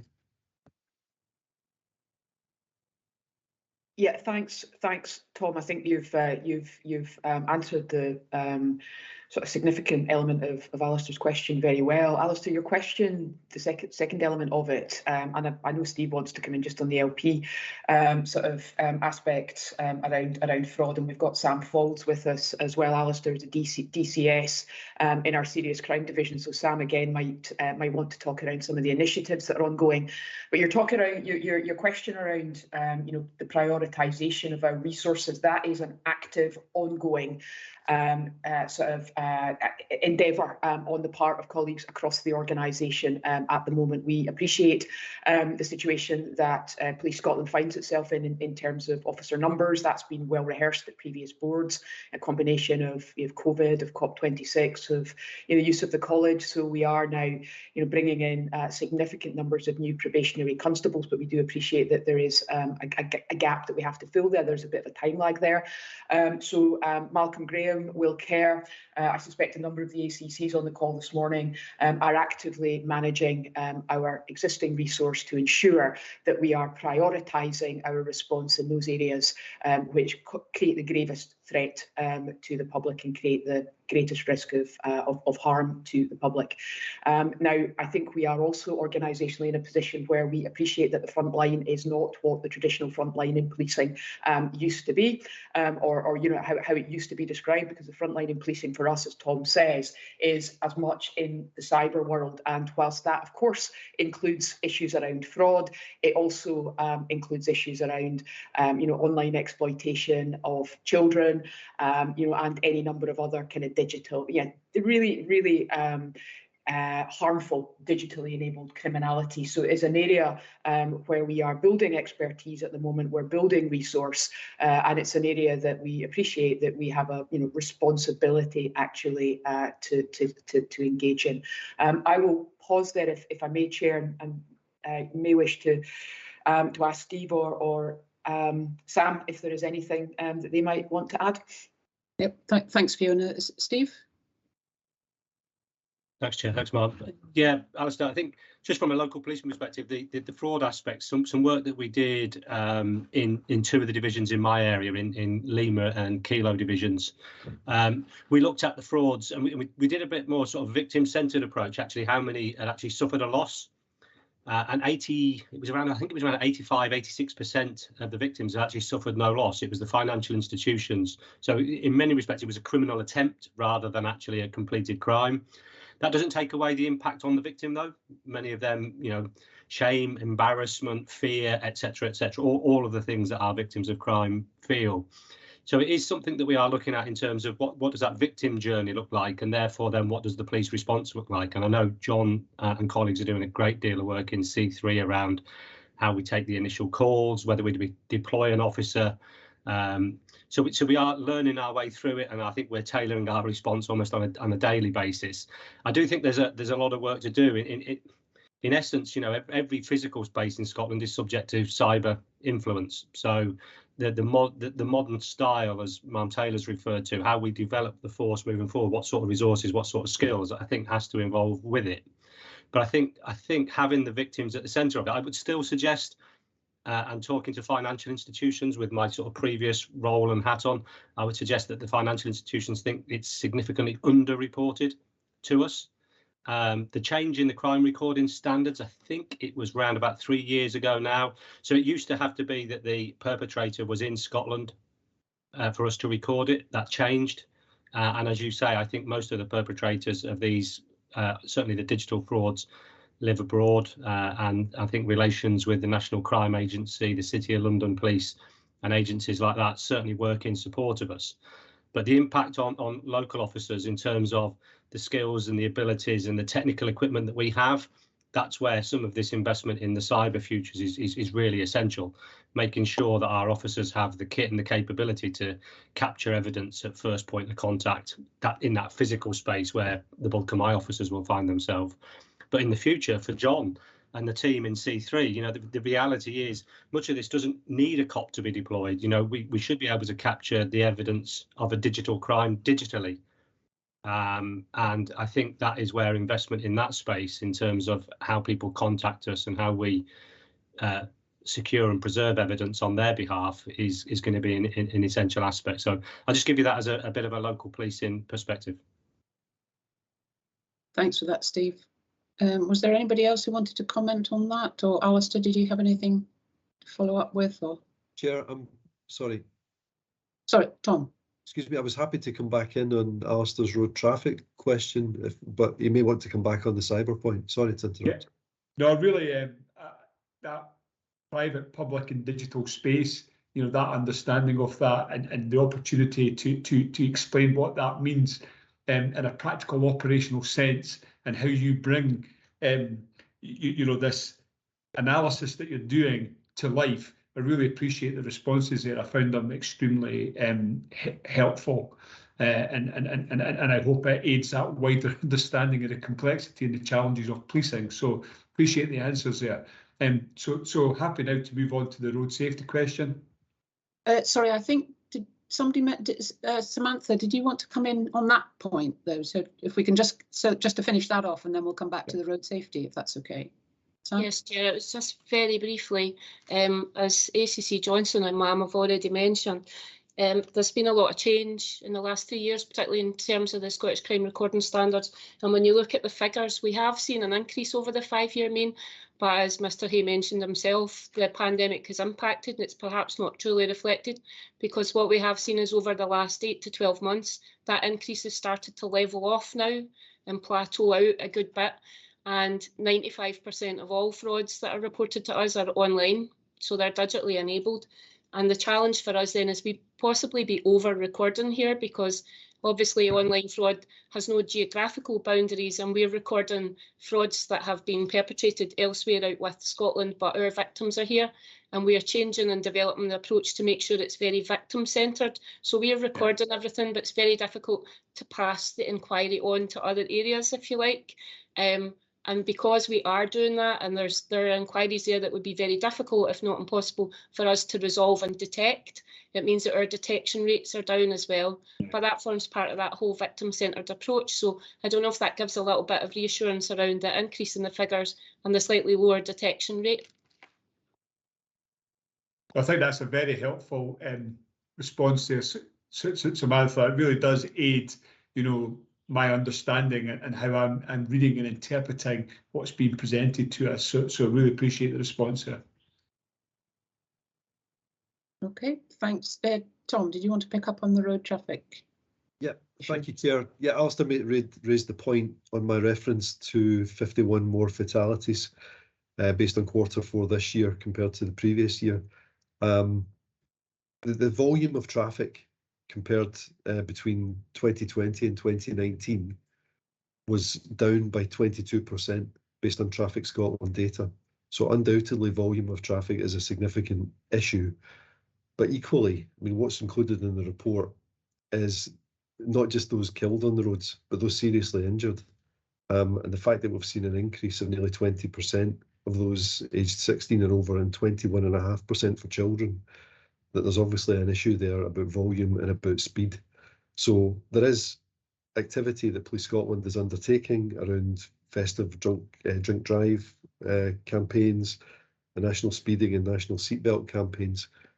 But it's a significant issue that we've discussed at the SOPB that I referred to earlier. But I'll pass across to DCC Taylor, who I know will have more on this. Thank you. Thanks, Tom. Thanks, Alistair. Michelle, with your indulgence. I mean, the interesting thing for us, Alistair, around sort of fatalities in particular, is that whilst we do see, as Tom's just described, there are themes in there, whether that's excess speed, whether that's the use of mobile phones, whether that's the lack of use of seatbelts, and we engage in engagement campaigns and enforcement campaigns around all of those issues, individually and with partners across the country.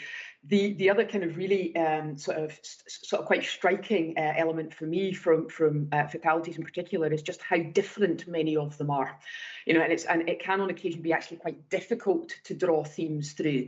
For example, over the course of the last weekend, we had an incredibly unfortunate incident where somebody was knocked down by a member of their own family. At this time of year, you will see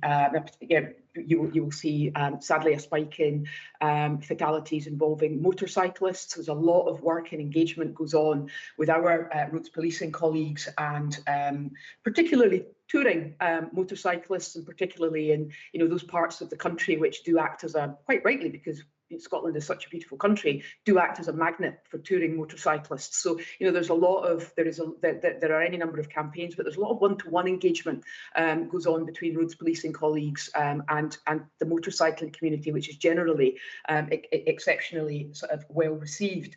And some of the other trends that we see around pedestrians, again, there are campaigns that we can engage in, but at times, there are individuals who will, cross a busy road and not basically not take the care and attention that they need to do that. So, there is not always culpability on the part of the drivers.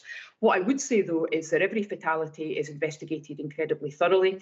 We do look for themes, we do look for trends, we do look for those areas that we can engage in preventative campaigns around.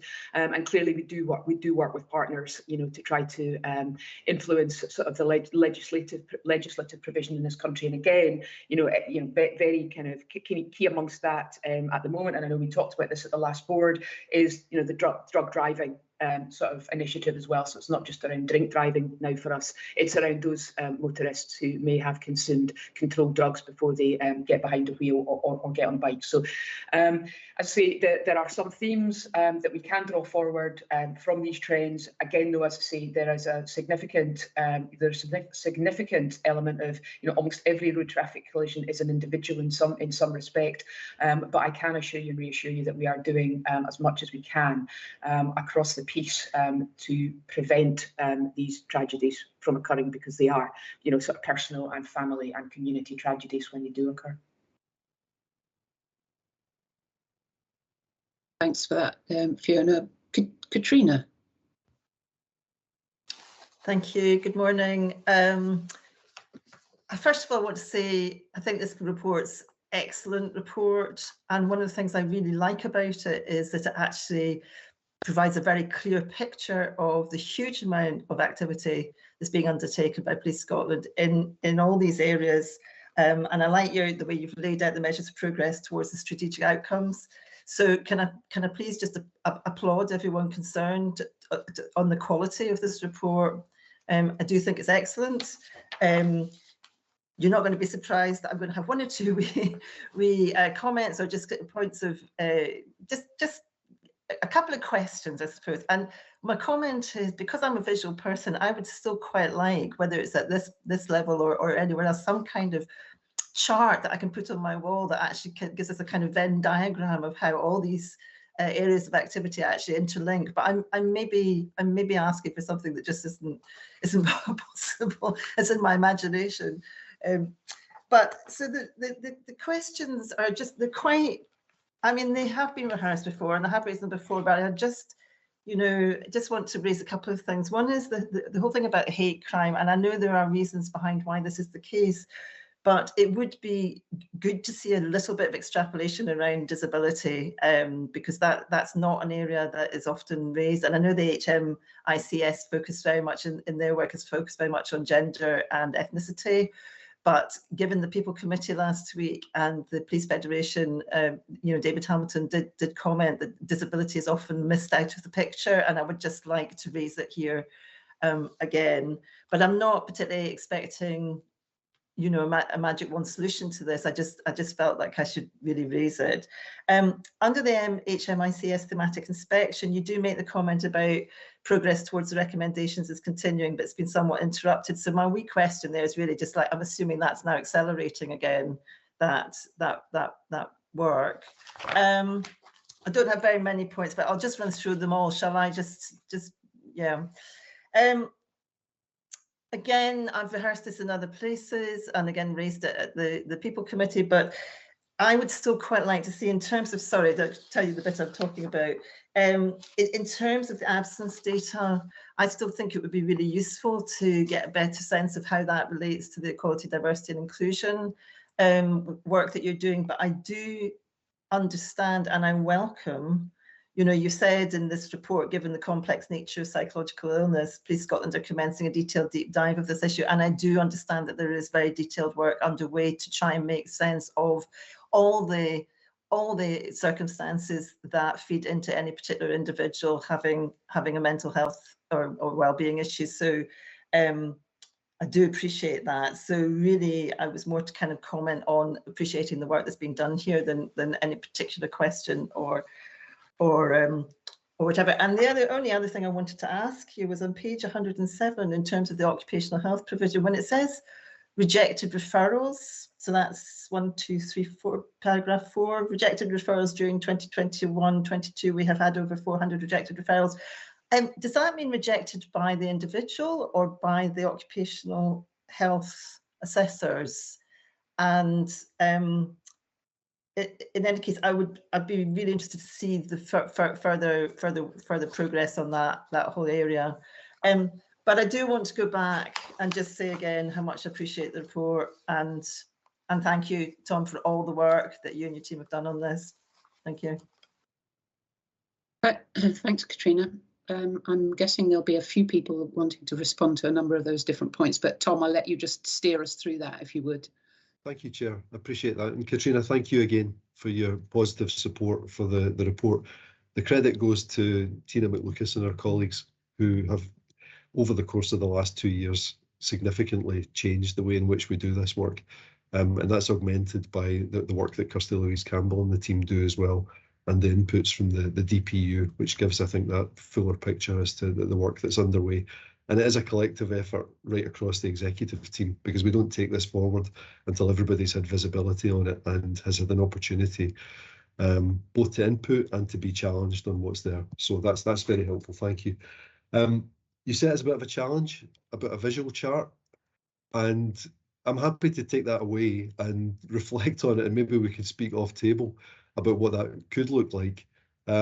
My hope is that the Chief Constable's annual review of policing that we're going to come on to talk about speaks a bit more towards that, because there are a number of creative people in the team who have hopefully presented some of the data, I think, in more engaging ways, and I hope that's helpful for you anyway, for the purposes of today.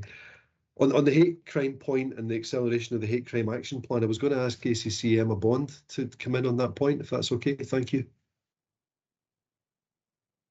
Yeah, thank you. Thank you, Katrina, for the question. So in relation to the disability extrapolation, I'm more than happy to explore further data in relation to that and bring it back. And certainly I know that we're reporting again to one of the other committees next week if needs be. I'll see what information I can get between now and then that might be helpful, or happy to provide something as a follow-up. and take your comments on board just for future reporting in terms of the understanding, and potentially not just under disability, but some of the other categories of any key themes or issues that are starting to emerge. So happy to do that. Conscious that the hate crime improvement plan there's a separate agenda item, so I'm happy to cover it now if you wish, Chair, or happy to defer until later on in the agenda. I mean, I think if it's a specific question relating to the performance, if you could cover it now. If not, then if you're going to cover it anyway in the item later, then that would be fine too. So I'll just leave it to your kind of assessment, really. Okay, so the question obviously just related to the momentum in terms of the progress of the report of the plan. You'll note obviously within the report that we haven't managed to meet some of the deadlines for a range of reasons, not least the impact and support that the team have provided to Optala since the beginning of the year. And actually, as much as we had hoped that work would sort of re-engage, that is dependent. We've obviously, members are cited in terms of the impact of some of the issues around our retirements and our resourcing challenges around some of our leavers. Our staff within partnerships, prevention and community wellbeing have been impacted in that regard, as well as other colleagues across the organisation. However, I suppose there's a point of reassurance, and I'll touch on it in more detail, is that where we can, we are absolutely progressing. But as you'll note, as I say, I'll allude to, there are some other interdependencies, and just in terms of wider IT requirements that actually are inhibiting progress as opposed to the human effort, if that makes sense in relation to it. So to reassure you, where we can, we are. Thank you. Thank you very much. Chair, can I come back in? Please, Tom. Yep, thank you, Chair. So the other point, Katrina, that you had raised was around absence data by protected characteristics. This is a point that you have made before, and we've heard that, and we've captured it, I think, on the action log. I think it was from the December meeting, actually. The commitment is that we will come back to the next meeting of this committee with an update on that. There's a number of conversations happening between myself, P&D colleagues, and counterparts within SPA, just to assess what can be provided. And I expect there will be a requirement for some engagement with diversity staff associations before we can produce that data, but it's a reasonable challenge, and I'm absolutely committed to come back to you when this committee next meets. So thank you for that. And Tom, sorry, just before you go on, I'm just conscious that Katrina won't be sitting on this committee, but if we can take a note to make sure that the information that Tom's kindly offered to provide to us is fed back to Katrina out with the kind of formal process of this meeting, just so that she's kept aware. I think that'd be really helpful. Sorry, Tom, carry on. No, thank you. And sorry, Katrina, that we won't discuss that at committee with you, but I'll also liaise with the SP officers to make sure that happens. The last point was about occupational health and rejections. I think Jude, Director of P&D, is on the call at the moment. Jude, are you here?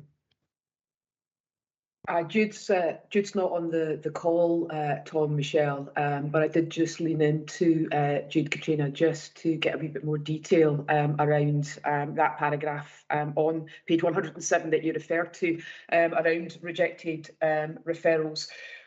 What Jude is telling me is that these will predominantly be in relation to probationary or would-be probationary officers who have failed their medical. That's what that particular group of rejected referrals relate to. Now, there is some work ongoing with Optima at the moment, as I understand it, Katrina, to understand exactly, again, what the themes are there so that we can better prepare probationers to come through that element of the selection and recruitment process. But again, that's a very kind of high level sort of update from Jude. I'm very happy to get you a bit more detail around that. Yes, thank you very much. I mean, I think what's really interesting, though, is just that identifying of work that needs to be done, and that, you know, there's work in progress to, you know, to pursue some of these questions, and that's very assuring, and it is interesting. And I'm sorry I'm not going to be at the next committee. Tom, just to go back, yes, I really appreciate that, because obviously I'm really interested. I've been working in the committee for a year, so the update would be great. And just, yeah, thanks again, all. Thank you. Thanks for that. Mary. Thank you very much, Chair.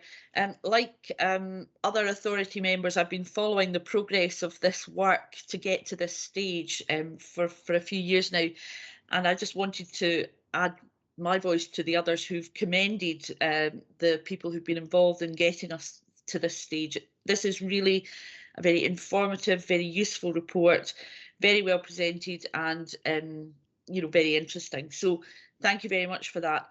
And there have been lots of questions about various aspects of it. To be honest, we could talk all day about this if we went into that amount of detail. But my question is around the issue of call handling.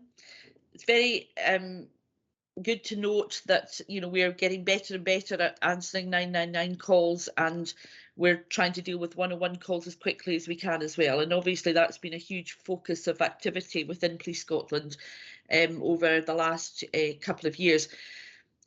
But I'm not sure. I'm sure that at busy times there will be people who choose to drop the call, choose to abort their call, because they can't wait. If the time taken to answer their particular call extends too long for them, they may come back and report whatever it is online, or they may phone back at a different point. But I wondered if we had any data about the extent to which we think we're losing calls. We're just not able to get to the caller in time. Chair, I was going to thank Mary for those comments again.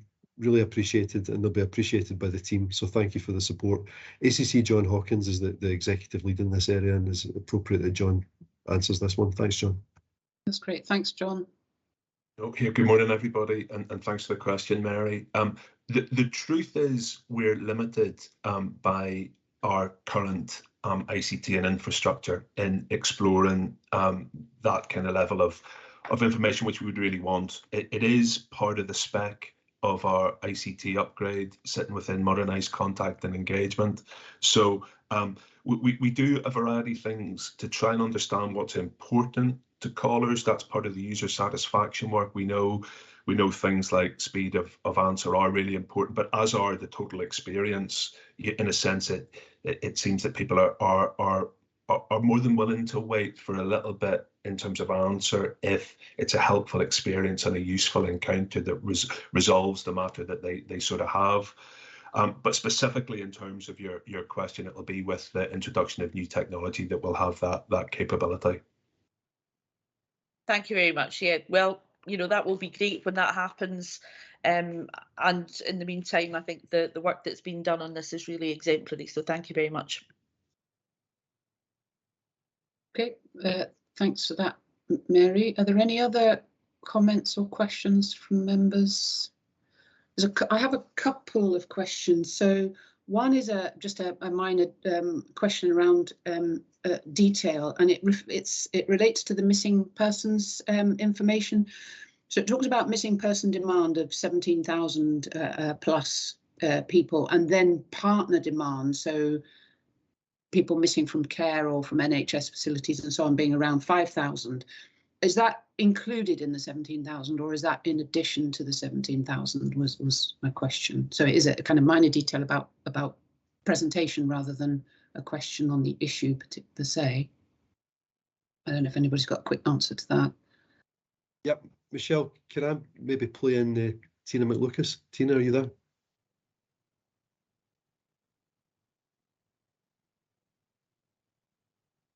I'm not sure if she is.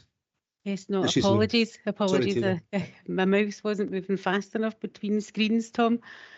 In terms of the missing person data that's provided, so the overall sort of partner demand is a subset of the data itself and focuses on missing persons from those specific locations. So it is part of that overall figure. I don't know if there's anything else really we could drill into. No, that's fine. It was just struck me as I was reading it.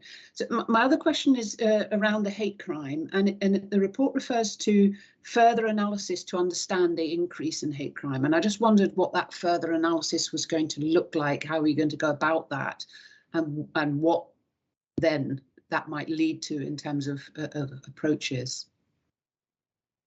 Yeah, thank you, Chair. I mean, that's work I know that my teams are working with PPCW colleagues around. I don't know, maybe if Tina wants to go first, and then maybe ACC Emma Bond, who's the lead in this area, could come in. Absolutely. So in terms of the further analysis in relation to hate crime, it's speaking with ACC Bond and getting more of an understanding of some of those variables. We do have significant data challenges that will be resolved and eased with the rollout of Unify. So in the future, in a future state, we're going to have far more information and detail to be able to drill down into in this area. Meantime, we do have data available through our vulnerable persons database and also through the various crime systems. So we do look at analysis around this. We also link in with the local analysts and local policing who look at this on a local level and then derive a kind of national view on hate crime and what that looks like. There's obviously some challenges that we have in relation to some of the transgender related hate crime and some other kind of areas that come to the fore that we are drilling into around some of the work that we do around your safety matters and hate crime directed at police officers as well. So there's a number of variables that we would like to have a further deep dive into, but also with an eye to the future and future opportunities and working towards that. A bit of the new information and new insights we'll be able to derive moving forward. Thanks, Chair, sorry, Chair, just to add to that. So from my perspective, I suppose I'm probably part of the reason why Katrina's raised just the interest in the extrapolation of the data. So as opposed to just looking at, I suppose, the volumes that are happening, I'm interested to understand some of the demographics behind the individuals who are both either alleged offenders or perpetrators, those who are victims, if there's a particular geographical area, if there are any particular trends that actually might help us then focus in terms of partnership working and preventative work. I've asked for some additional work just around our outcome rates in terms of some of the further work that was done. I think it was around our transgender hate crime, because actually what we found is that in at least 50% of cases, actually the offender is known to the victim, but yet our outcome rates don't necessarily reflect that that's the case. And it's to understand what are the challenges then in terms of people either being willing to stick with the justice system. Is it the fact that they find it too slow? Is it the fact that there aren't enough, for example, restorative outcomes or options available to them that might then inform sort of longer term or broader partnership work? So it's to try and get us to a point just of understand, as opposed to be reacting, to try and be more proactive in terms of trying to prevent, but ultimately ensure that we're much more focused around being victim centred.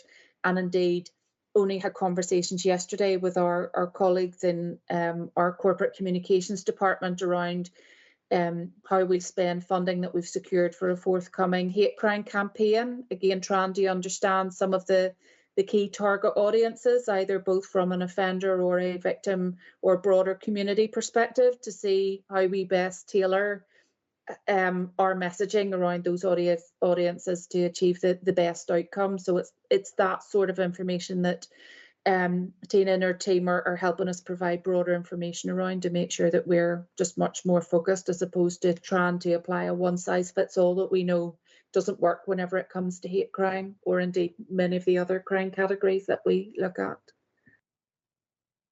Thanks very much for that, Emma. I think it's really helpful, seeing the link between your understanding and analysis of the data and the activity that you then design to address it. And seeing that link between those two things is really important, because otherwise the data isn't really particularly meaningful if it doesn't steer you in the direction that you think you need to go. So that's been really helpful.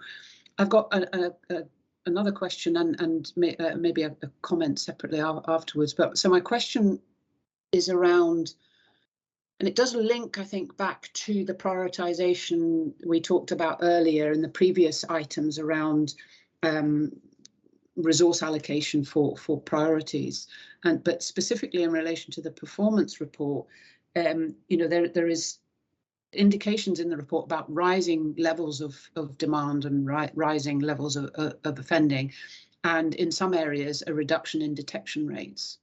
And there is, to a degree, I mean, there are a lot of things that Police Scotland can do about the rising demand and rising crime, but actually that's not where your main responsibility lies, because that's people's behaviour over which you don't have a whole lot of control. But the detection rate is much more specific in terms of the responsibility of Police Scotland. So I'm curious to understand, given the incredible limitations and the real challenges in terms of resource allocation and the commitment to prioritising some areas, and what impact that then has on other areas, and where addressing the detection rate issue comes within that overall picture, and how you balance and manage those competing challenges a little bit. So if you could say something about that. Yeah, Michelle, if I can come in first, and then I'll play local policing ACC colleagues in just to speak on that point. I mean, what is positive is that the data, the analysis is now genuinely underpinning the discussions that we're having and the decision making. And the aspiration had always been that if we were going to bring evidence-based policing to life, then we were going to draw on good data and get insights from it that then informed the kind of decisions that need to be taken. And that's an example around detection rates of an area that the DCC care for local policing, actually all of the DCCs, but certainly the Chief Constable, have shown a real interest in, and they've drawn on the kind of insights that we're providing them about challenges in particular crime types in particular areas. There is a commitment to continue to build on that, and it's part of a continuous improvement approach that you would expect to see, where detection rates as a measure of progress, of success. We recognise that it underpins public confidence and legitimacy. So it's a really important area that we do prioritise. But I was going to maybe ask both ACC Hawkins and ACC Johnson to come in just with a perspective. I see Steve wants to come in first. Thank you. Thanks, Tom. Steve? Thanks, Chair. Yeah, thanks, Tom. Yeah, Chair, as you would imagine, it's something we do keep a very, very close eye on, both the crime levels as well as the detection rates. I suppose the other thing is it's the nature and type of the crime. So as you've already seen, it's much of the reduction, not all of it, is around the cyber enabled, which we have very, very low, and that sort of skews the whole. Certainly, I can only speak from a local police in West. We've had a look. We've got some significant backlogs within the criminal justice system. So we're still playing catch up with some victims and some offenders in terms of getting that throughput so that we can move crimes towards that point of being detected, and that lag will take us a fair old while to work through, to be fair. And then frankly, the resourcing level is such, at times John's colleagues in C3 find it difficult to find a resource to get to something, and they're going from job to job to job, and they probably haven't finished the job that they've finished in full just prior to that. So there's delays because of the resourcing picture. Each of the divisional commanders at the chief inspector level are constantly monitoring this, trying constantly to find time for officers to make sure that they are completing their paperwork, making sure that the detections are there, and making sure that, from an officer's perspective, they want to get that detection because it's the credit for the work that they've done on behalf of the victims. So we are keen to make sure that A, they're accurate, and B, they're as up to date as we can. But undeniably, there is a backlog in cases. More of the cases are of those volume, like the threats of extortion within Group 1. That completely skews some of the detection rates. So in amongst that, there's some really, really good detection work going on. There's some really good work in the more traditional elements of crime. So we are cognizant of the fact that we need to recognise the efforts of officers in those cases, whilst the headline figures perhaps don't represent it. But just to give you those assurances, and I know John will come in as well, but it is something we look at closely. It is something we want to try and maintain those high levels of detection rates that we've been used to in Scotland. Thank you. Thanks for that, Steve. John? Yes, no, I agree with everything sort of Steve has said there. I think one of the strengths of the last few years is becoming much more individual incident specific. From the Thrive assessment at point of contact, working out what the prevailing and underlying concerns are and responding accordingly right the way through to investigation. So I mean, I too really welcome the way in which this performance report and the discussion has developed. And of course, we've spoken about missing persons, we've spoken about road safety, all of which are really kind of essential parts of the jigsaw puzzle too.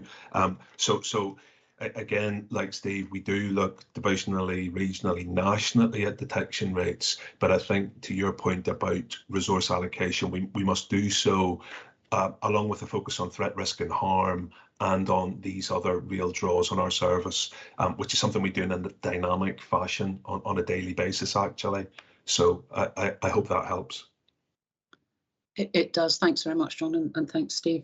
I don't have any other questions. I did just have a comment or a few comments around the public confidence, and it's not specifically about the data and what it tells us, or important though that is, but it's about the work that has gone on, and particularly the work of the Police Scotland Public Confidence Governance Board, which, John, I know that you've chaired.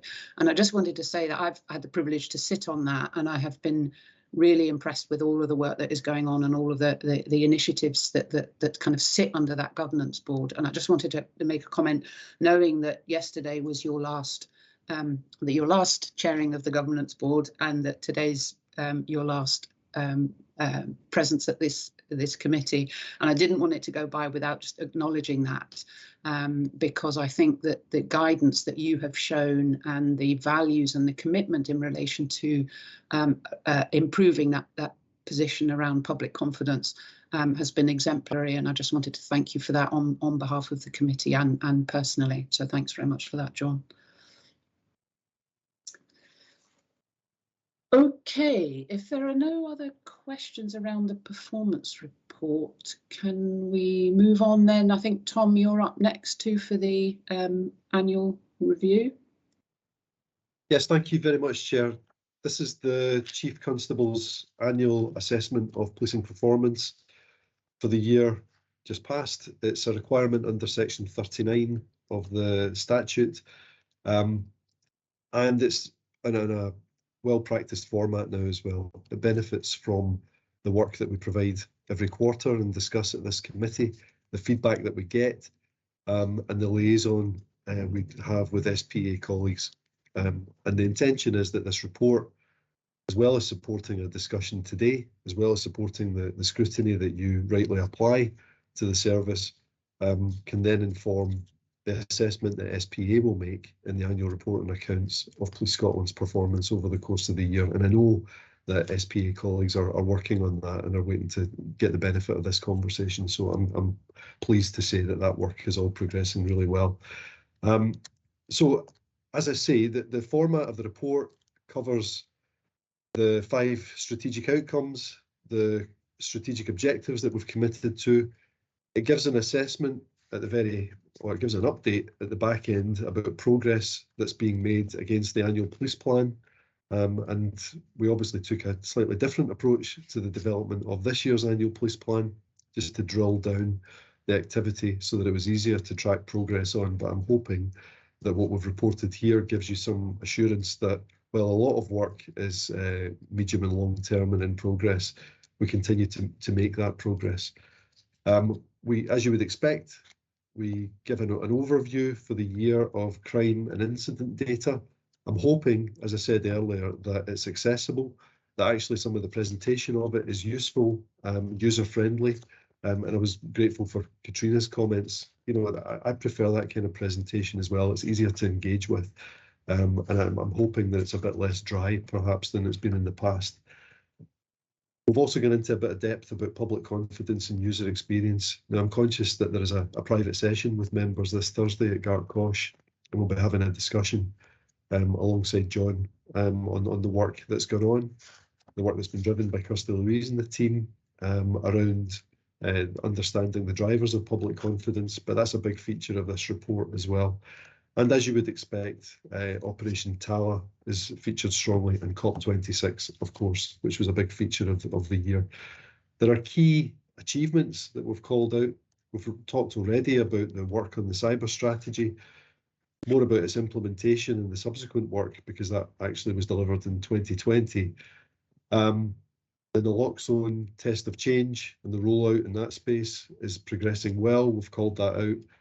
And That Guy campaign, which has been certainly nominated for a number of awards, and our corporate communications colleagues have acknowledged that that is the most successful campaign that Police Scotland has run in its history since 2013, and it had a really big impact, we think, as well. So that's one that we're looking to build on, and it will feed and inform the development of the work we're doing around reducing violence against women and girls in terms of the development of a strategy. The last part of the report itself is the forward look. And essentially, this just gives you a bit of a flavour of the kind of discussions that we're having at the moment around the development and refresh of the strategic assessment, which we talked to SPA about as well, and which we're liaising with SPA officers on in the context of the review and potential refresh of the joint strategy for policing that also we're going to speak to you about on Thursday. So you can see some of the themes there that we've touched on already about life in Scotland returning to normal and major events returning. Reference to the Open, to mountain bike championships, the Transmit Festival and so on. These are going to have big, significant resourcing implications for us. Equally, the continued issues around missing persons, around vulnerability, around the impact of mental health, all issues that you would have expected to see, I imagine.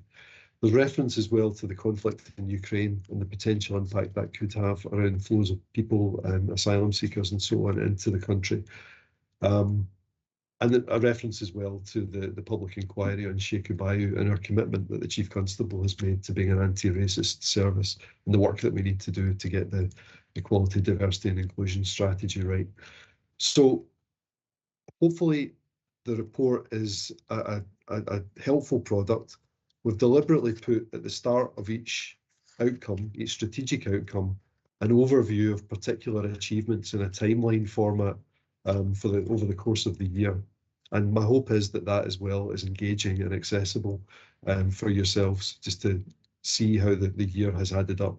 And as I say, we'll continue to work closely with SPA counterparts on the annual report and accounts input. And I'm grateful for the support in that space. So thank you.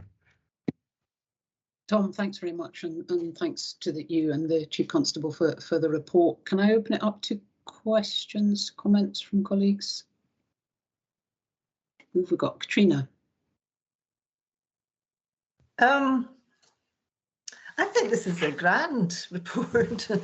I think it's great. I think it's, again, like you know, your own report, previous report. It's very clearly laid out in a way that it actually tells the story of all the activity that is going on in Police Scotland in relation to your strategic outcomes. I mean, I think there are one or two things I could say that would be a bit, not picky, but you know, but actually I kind of don't want to. I just want to say I think this is a great report. I think it's really well laid out.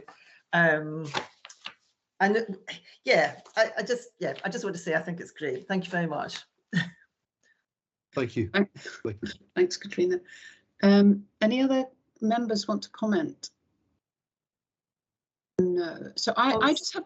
Sorry. I did what I did. I knew there was something else I wanted to say. One of the things I really like about it is the case studies. I think that really brings the whole thing to life. You can talk about what it is you're trying to achieve, and you can talk about lots of activities, but when you actually highlight a specific thing that has been done or is being done, it just brings it all to life. So I really like that aspect of it as well. Thank you. Thank you. Thanks, Katrina. Yeah, so I think I may have mentioned this before. So I absolutely get this is the Chief Constable's report, and the structure and the layout and everything is absolutely for him. The bit that I suppose I still hesitate around is that as an annual assessment or report, it does include an awful lot of business as usual, ongoing things that are never, in a sense, not never going to be concluded, but you know, if they are going to be concluded, it's over a much longer time frame.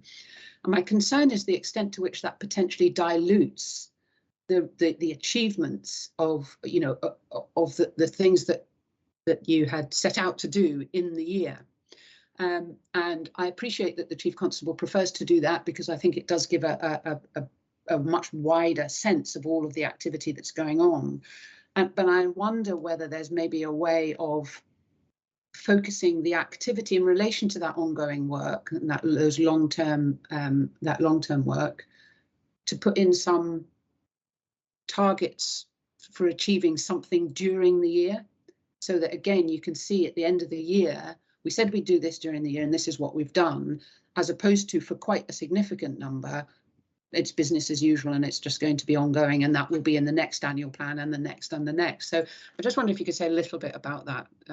Yeah, thanks, Tom. Yeah, thanks, Chair. That's a fair challenge, and I think it's an approach that we've tried to better reflect, as I said, in this year's annual police plan. We're going to come on to speak about the current year's performance framework, and my hope is that members will be assured that there is that commitment to be clearer about milestones, about progress on particular commitments, and have less of what might be badged as business as usual captured in an annual police plan. It's always a balancing act because there is so much activity that is undertaken around business as usual. And yes, you're right, the Chief Constable does want to tell a story about the breadth of activity that policing is involved in. But we're trying to strike that balance, and I'm hopeful that the framework that we're going to speak about will allow us to achieve that. And again, we've got the commitment to a half-yearly report as well on progress against the annual police plan. So there's almost that kind of sense check moment with this committee in public round about, I think, October, November, when we can look at progress that's been made. And I'm hopeful you'll be assured on that point. So thank you. Thanks, Tom. And I wouldn't want my comments in any way, to reflect or any negative comment about the report. I think it's really, really positive. It's very well presented, but similarly to the previous performance report. So I absolutely appreciate all of that. But that was just a niggle that has been, and it's as much wanting to show the progress and the achievements of the year as anything else. But thanks for that, and I do appreciate the evolution of it as well, and the development of it that we're going to speak about later. Katrina. Sorry, Chair, that was a legacy hand. My apologies. Okay, no problem. Any other comments or questions from members? If not, can we note the report and move on to the update? Tom, that will be you, I'm guessing. I shouldn't guess, but the refreshed performance report. Yes, thank you, Chair. This is the performance framework for the current year. So we had committed to work, as we have done, I think, reasonably successfully with SPA colleagues around the development of this framework. And it builds on the work that was done previously and that agreed format for the kind of indicators that the authority and this committee expect to see, so we can evidence progress that we're making. It's been augmented by a clearer reference as well to measures that align to our equality outcomes. It's benefited from the work that you, Chair, have driven through the short-lived working group around benchmarking. We've benefited from that, and there are now 19 benchmarking measures included here as well. We've made the commitment that in reporting we should include progress against the change portfolios activity. I think that lends itself to exactly the point that you were just making about milestone and progress against that, and certainly that's my commitment, that we can evidence that progress that's been made. And then in the inclusion of demand-based measures as well as a feature and something that's more formalised within the framework, rather than just a reliance that we did have on more narrative. So we want to make that a firm part of the performance framework and make it clear that the activity that's undertaken that doesn't relate to crime but probably relates to vulnerability is something that we're going to report progress against. So it's a significant body of work that's gone into it. I hope it's helpful, and I'm grateful to both my own team and to the SPA colleagues that have worked with us on its development, and we're offering it for agreement today. So thank you.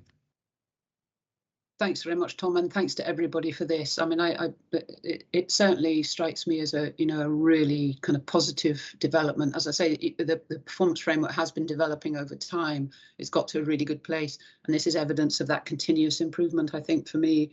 And it reflects, and I can certainly recognise in here comments that members have made and comments that others have made about how it might improve. So I absolutely appreciate the fact that that's all been taken on board, and I don't doubt there will be more, and that the next iterations will continue that journey. But so for me, it's a really valuable piece of work. So thanks very much for that.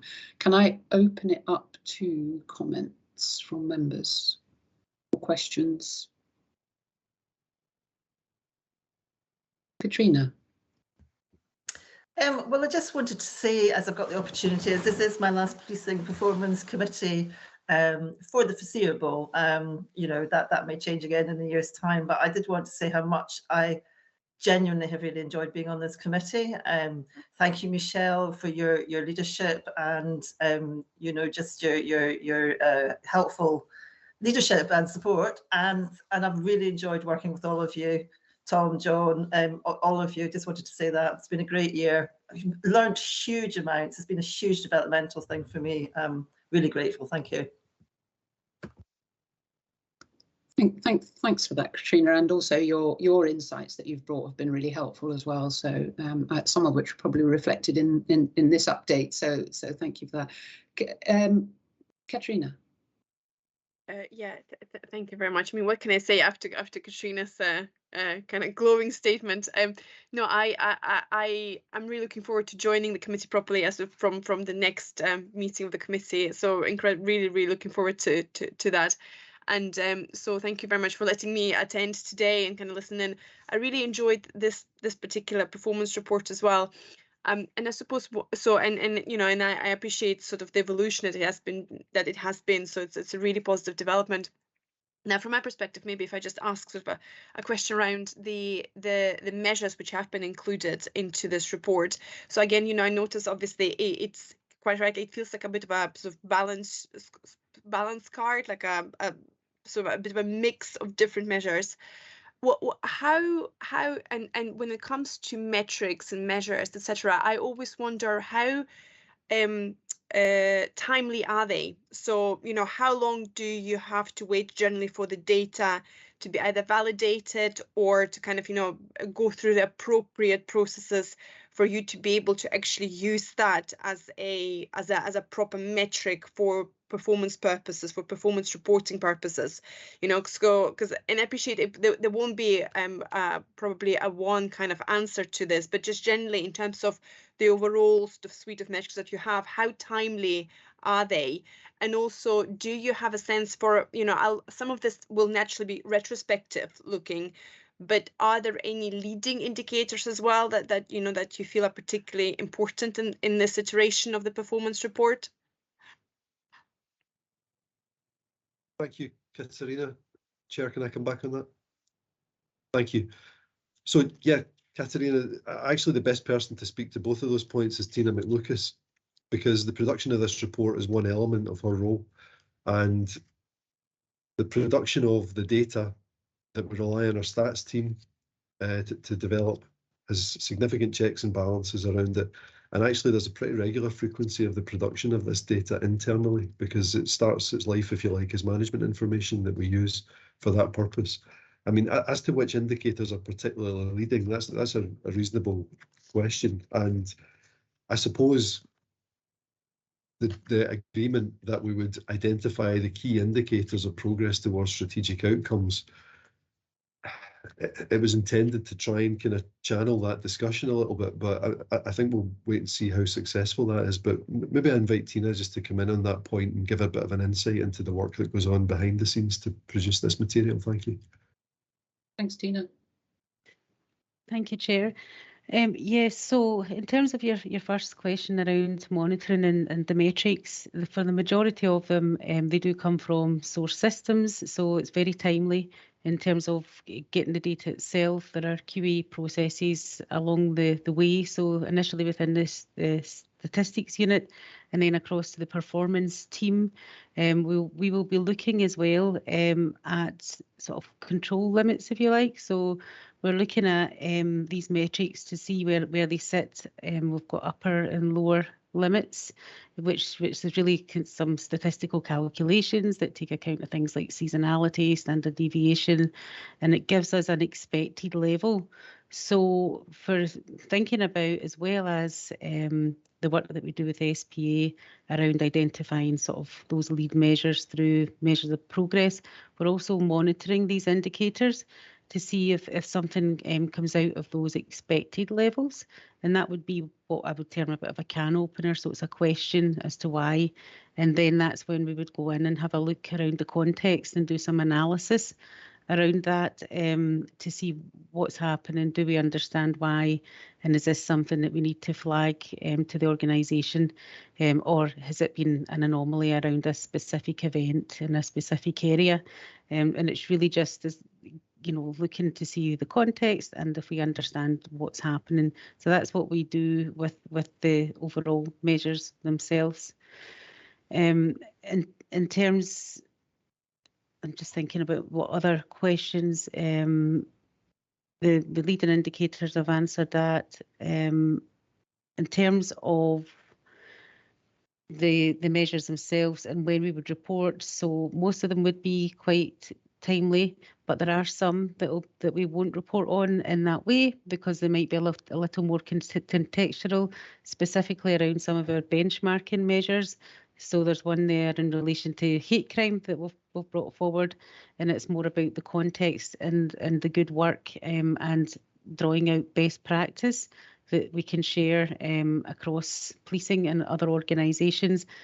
So we may report on those less than we would with the purely numerical measures. So there is a bit of a mixed basket in there as well. Yeah, thank you very much for the answers. As I say, no, I really appreciate this. I do think it's actually quite refreshing that you're comfortable, within the constraints that you've just identified, that you've just outlined, that you're comfortable looking at your management information and actually publishing that sort of as performance information. Because I think one of the biggest bugbears for me, certainly within the public sector reporting, sometimes we're reporting like performance data that's 2 years old or something, and so I'm really, I'm really pleased that within the safeguards you've just outlined that you're comfortable and sort of, the information being published in a timely way, and absolutely take your point around the benchmarking, that where a slightly longer kind of flag might be necessary. So thank you. Okay, thanks for that. I've got Alistair and then Tom. Yeah, thank you, Chair. Apologies, Tom, I had to duck out to another meeting, so I actually missed your introduction to this, but I have read the paper and really welcome it. Strongly endorse the ongoing progress that's being made here. It is an iterative process over time, but it absolutely is something that I welcome, particularly the addition of benchmarking. I think that is really going to help us to understand better the performance of Police Scotland. My question really is about a golden thread throughout the organisation, because this gives us some really useful qualitative and quantitative information in terms of the alignment to the strategic outcomes and objectives. But there's a whole, this is almost the top of the pyramid.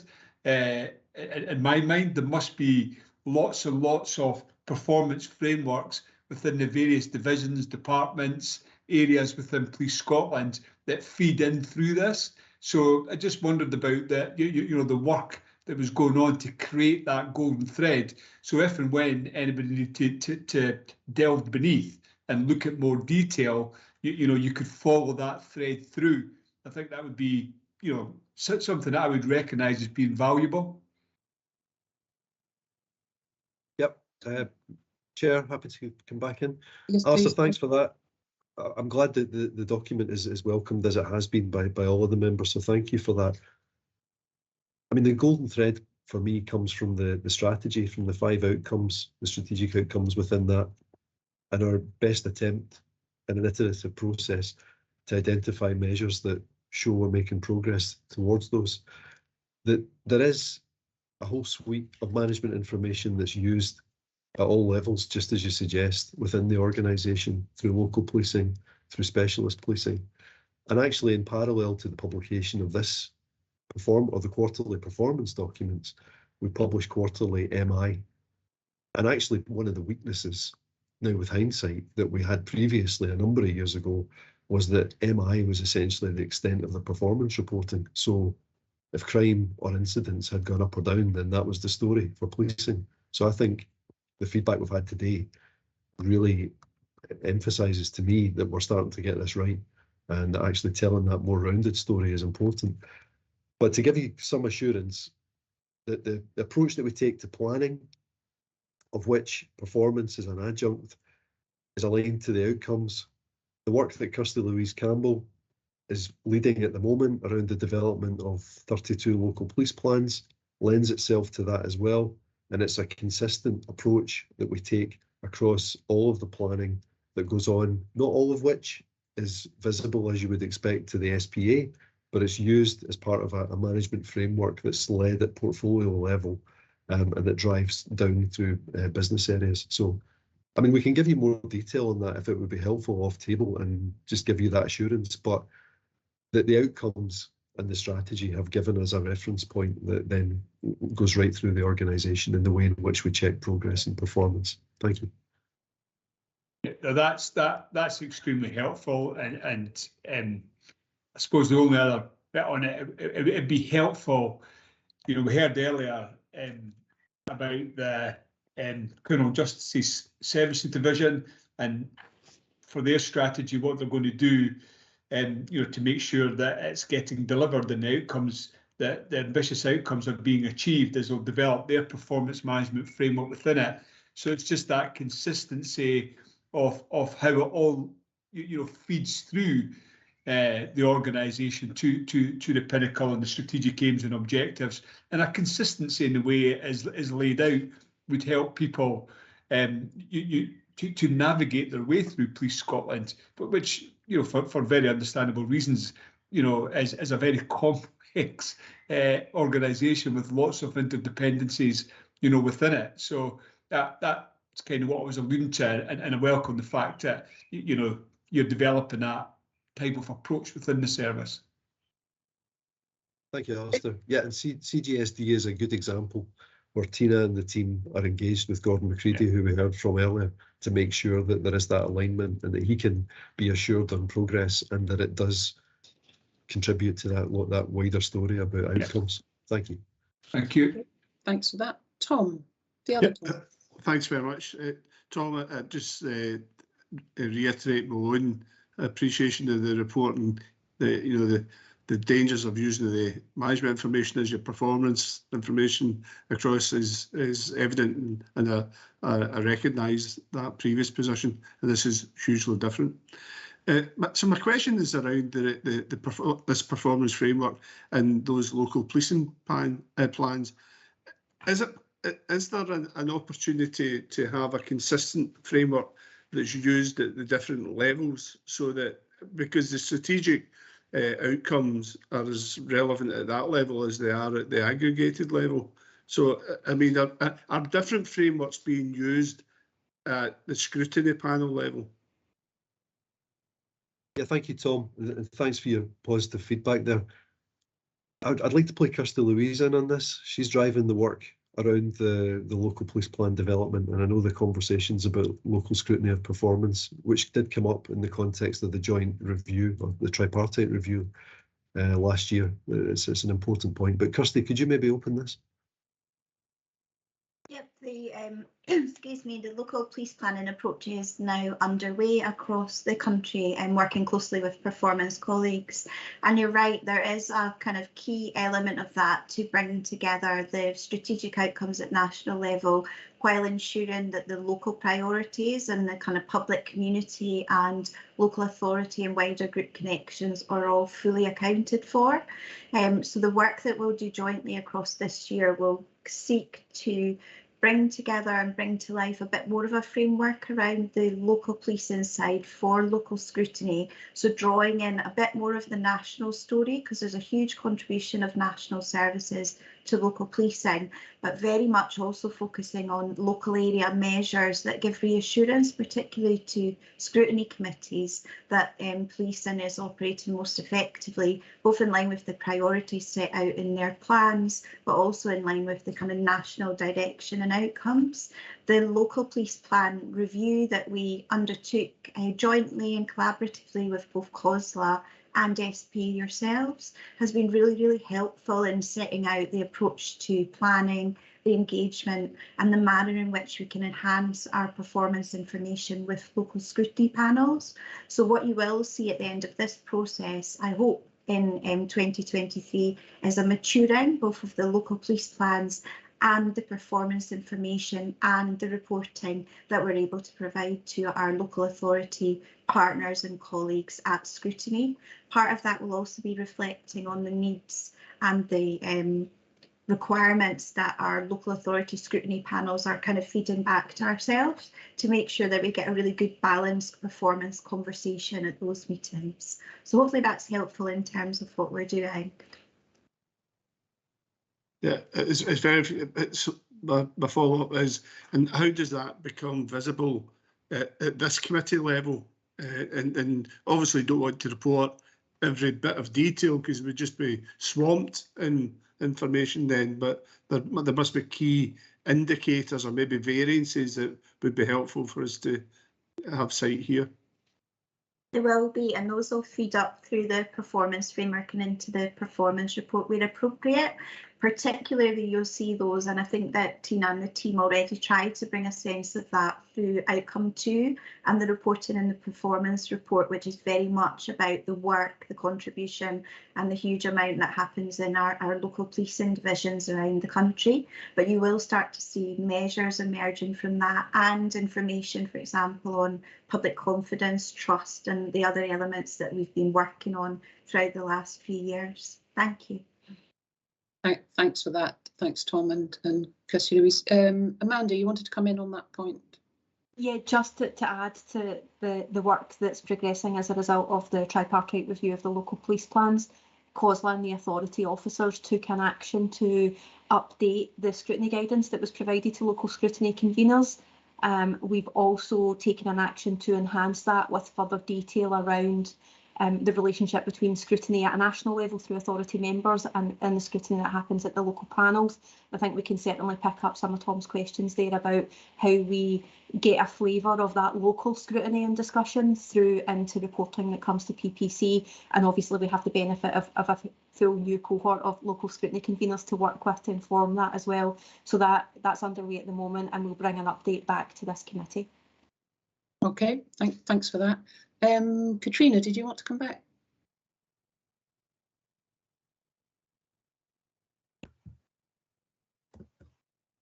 Sorry, no, thank you, Chair. No, thank you. Okay, that's great. So, no other comments or questions? So happy to accept the report. Yep, thanks very much. That's great. Thank you. So we thanks for that, Tom. We just have two more items then, both progress updates on improvement plan. So the first one is the hate crime improvement plan. Emma, is that you? Great, okay. It is, Chair, yes, thank you. So you'll obviously have seen the update paper that has been provided. I think the last update to committee and the board was back in December. Obviously this improvement plan is in relation to the inspection carried out last year by HMICS.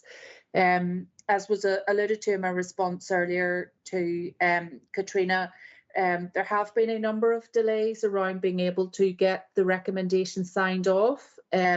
That's for a range of reasons, as I've already mentioned, in terms of the core operating system delays, some of the resourcing challenges that we're facing, and obviously linked to some of the interdependencies that we're seeing around the implementation of the new Hate Crime and Public Order Scotland Bill, which brings with it significant IT and training implications for ourselves that have resulted in us seeking specific project support and the development of a business case to assist with the implementation and progress to enable the delivery against a number of the recommendations. As I said, in full recognition of the fact that we've missed a number of the deadlines, we did PPCW colleagues, along with some of our governance, audit and assurance colleagues, met with HMICS on the 24th of May this year, just to outline that some of the dates, and rather than continually report against missed dates, we've asked, and with Deputy Taylor's initial approval,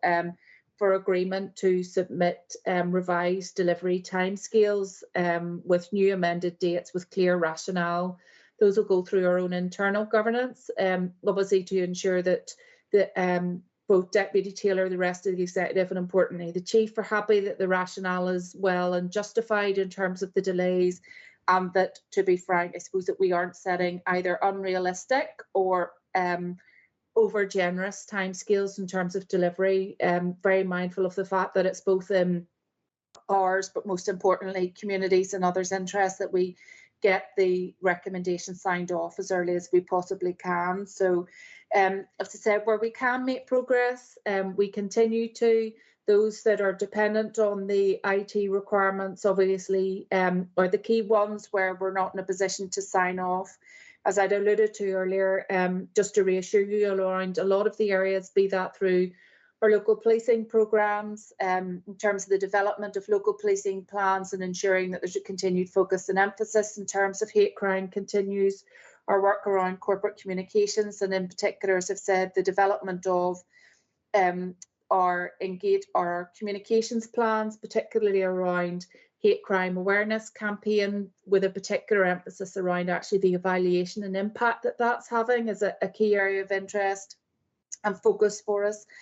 We are starting to develop some of our plans for forthcoming engagement, and obviously we'll be very much focused around external consultation. I've already done some initial engagement around a focus for hate crime awareness forthcoming campaign, and any proposals will obviously go through the Equality, Diversity and Inclusion group that's chaired by Deputy Taylor, which obviously involves our independent reference group and others in terms of just their oversight and key feeding in to make sure that whatever is being proposed is actually going to have an impact where we want to have it.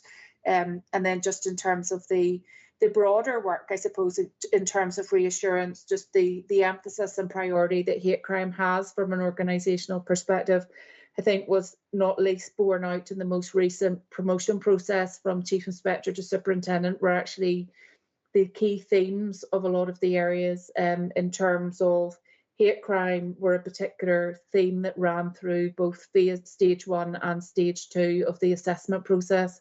And I'd heard, obviously, members referred to this, the learning from I know it's not directly related, but obviously the strip search of individual in terms of the matter that had arisen from the Met, and that obviously was a core learning and theme that actually applied through the assessment process in terms of some of that broader learning and implementation, just in terms of our future leaders within the organisation. So I'm happy to take any questions that any members may have around any of the specific updates against it. Probably would have preferred to have brought you an update that would have shown maybe more progress, but hopefully members are understanding that some of the reasons around that are certainly outside of our control, but rest assured that we will, where possible, seek to bring a further, more developed update at future committee meetings.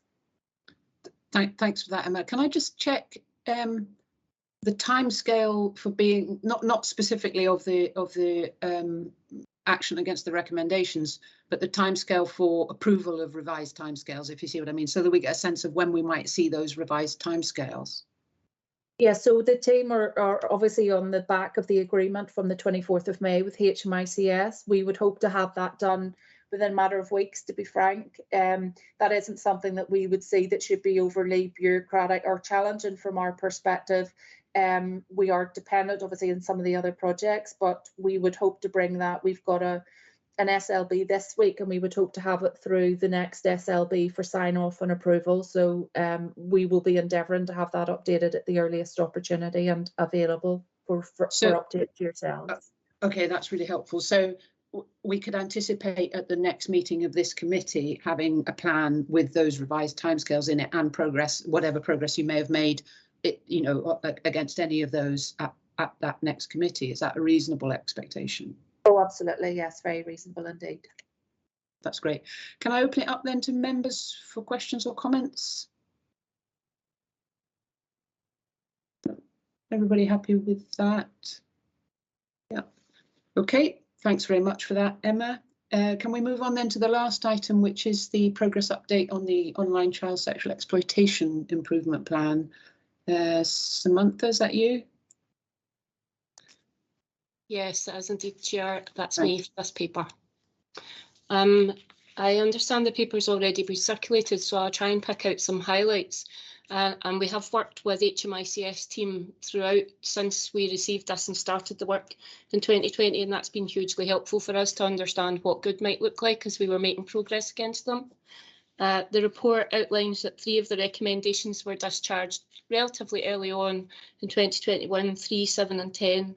And I can report that as of this morning, although I know Mr McAnulty's on the call as well, that I've been given intimation from HMICS that the likelihood is recommendations 1, 2 and 9 are also shortly to be signed off as well. So that will be 6 discharged, and recommendation 4 is also being considered for discharge.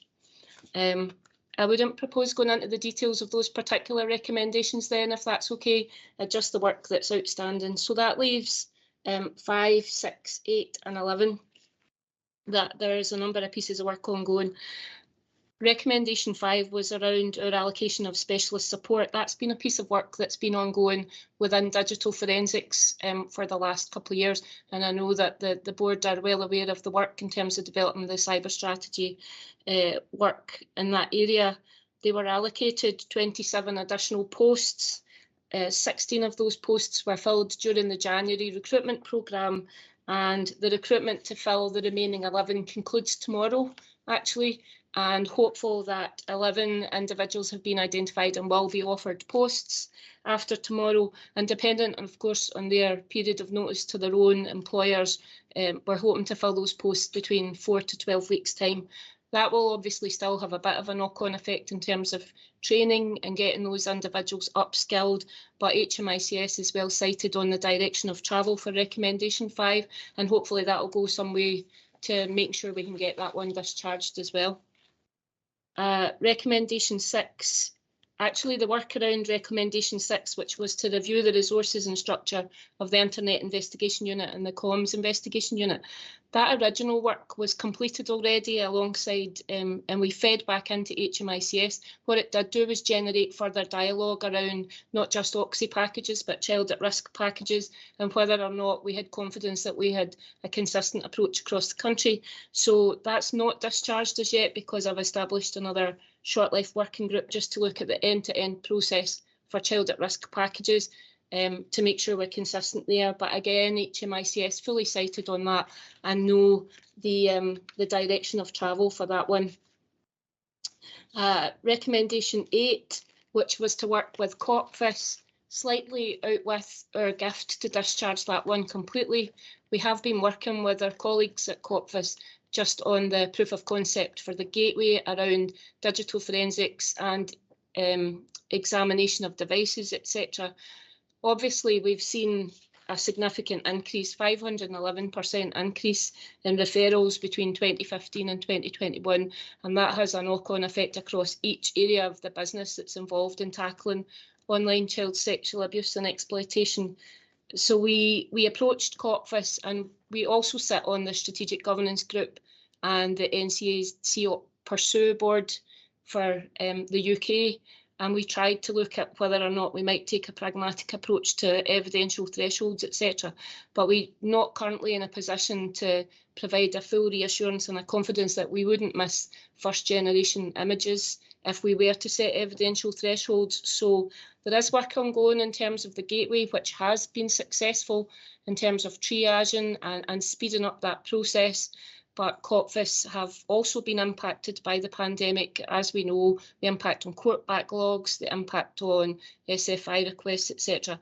And that's caused delays in rolling that proof of concept out across the country, particularly in terms of training their staff up. So that is work ongoing though. And finally, recommendation 11, which is around the wellbeing strategy. So there is work ongoing to develop an overarching wellbeing strategy, but each area within the business probably has bespoke needs to the officers and staff that are involved in that work. So what we are doing now, we do have a working group established. We have set in an overarching strategy, but with bespoke appendices underneath it to address any wellbeing needs within each of the particular business areas. Probably important to highlight that the pandemic has impacted on our ability to discharge or work towards discharging the recommendations, because at the same time, the pandemic obviously significantly increased the global online presence. So whilst we had the work to do to resolve what we were doing and get a nationally consistent approach, we were still having referrals coming in that required to be addressed. And every one of those numbers, those referrals, at the heart of it potentially has a child that's being abused. So that work had to be run concurrently with the work to discharge the recommendations. But as I say, the help from HMICS team on this has been hugely helpful for us in pushing it forward. So we only have a small number outstanding now. We do have a clear direction of travel for each of them that HMICS has indicated, HMCIC has indicated that he's content with that, and we will continue to work towards it. We have transformed the response to tackling online child sexual abuse and exploitation. We have increased our use of other tactics, and in fact some of our colleagues from regional organised crime units in England and Wales are now asking if they can come up to Scotland to look at the setup that's been established here. So there are some positives, but obviously still some way to go, and concerns remain around just the volume of work within this particular business area, and that volume of work relates to children that are potentially being abused. So we're continuing to push this on. Sam, thanks very much. Really helpful update. Brian, I don't know, you're still here. I don't know if you wanted to comment at all on either of the two reports. I appreciate you may not want to say anything specific, but just give you the opportunity if you wanted to. Thanks, Chair. No, nothing specific. What I would say is that whilst I wasn't involved in either of those pieces of work, the updates from Emma and Sam are entirely consistent with my understanding of where things are. And I know that there's been a lot of ongoing engagement with HMICS from the relevant business areas, but also through governance, audit and assurance. And that's very positive indeed. And I think just from the updates we've heard today, I think you can see there's a lot of progress being made. While some of the recommendations might remain outstanding, it's not to say that, the force are sitting on them. There's a lot of work ongoing, and that's all very positive. So thank you. Thanks, Brian. I think that's really helpful just to add that extra perspective. So appreciate your comments. Colleagues, any questions or comments for Sam or for others? Alistair. Yeah, thanks, Chair. Thanks very much, Sam, for that very important report. And it is really good to see the progress that's being made, and that being underscored by the comments from the Inspectorate.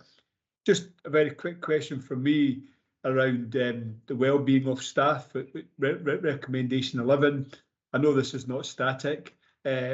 All aspects of policing, are challenging, but working in this area, I can only imagine brings its own, challenges to individuals in terms of their welfare. So I wonder if you'd just like to expand a little bit on the work that you're doing to progress this recommendation. Yeah, so we are actually working with people in development and with our colleagues in occupational health, trying to develop kind of robust support networks for the individuals that are involved in this, bearing in mind that there are some particular roles where there will be a psychological assessment on a regular basis. There are other roles where that's not mandatory, if you like, and it's about trying to encourage officers and staff to recognise in themselves, and that's part of the work that we're doing and engaging with the Federation, obviously, and staff associations to see if we can get a collectively agreed position on not mandating officers to undergo these assessments, but actually to further encourage them to participate in it and to see the benefits of it. Hugely challenging piece of work, really, and the more we lift the stone, the more we find, almost. So it's not going to go away, and that's why the wellbeing strategy for the individuals, officers and staff that are working in this area is a real priority for us. It was a new recommendation from HMICS. What's really disappointing for me is that it was given to me, and we really should have a strategy there anyway. So we are desperately working on that, and that's a priority for us.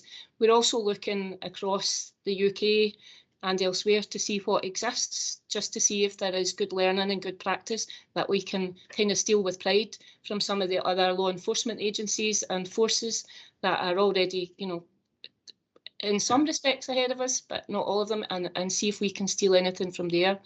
And what I would say is to put it into context, Police Scotland really driving this work. As I said, some people are looking to come and see what we've established, but we're also engaged wider across some of the European, some of our colleagues in European forces, and there does seem in some other jurisdictions a bit of a reluctance to lift that stone because the volume is so big that they don't know how they would cope with it, whereas where we are, but that in itself then presents challenges for the individuals that are working in that area, but it is a priority for us. Yeah, thanks very much for that, Sam. You know, I really thought it would be, and you know, from the work that I've seen already, but just to get that reassurance from you here, you know, is very important to us, because the welfare of the staff who develop the expertise is so important, you know, to continue the excellent work that they do. So really good to hear the response here. Thank you. Thanks, Alistair, and thanks again, Sam, and to everybody for all the work. Colleagues, any other questions or comments on this particular report? No. Okay, well that brings us to the end of the meeting. Can I just reiterate my thanks to everybody for all of the reports, and more importantly, all of the work that's going on, you know, behind the reports, really. So much appreciated. And just again reiterate our thanks and best wishes to both John Hawkins and Katrina Stewart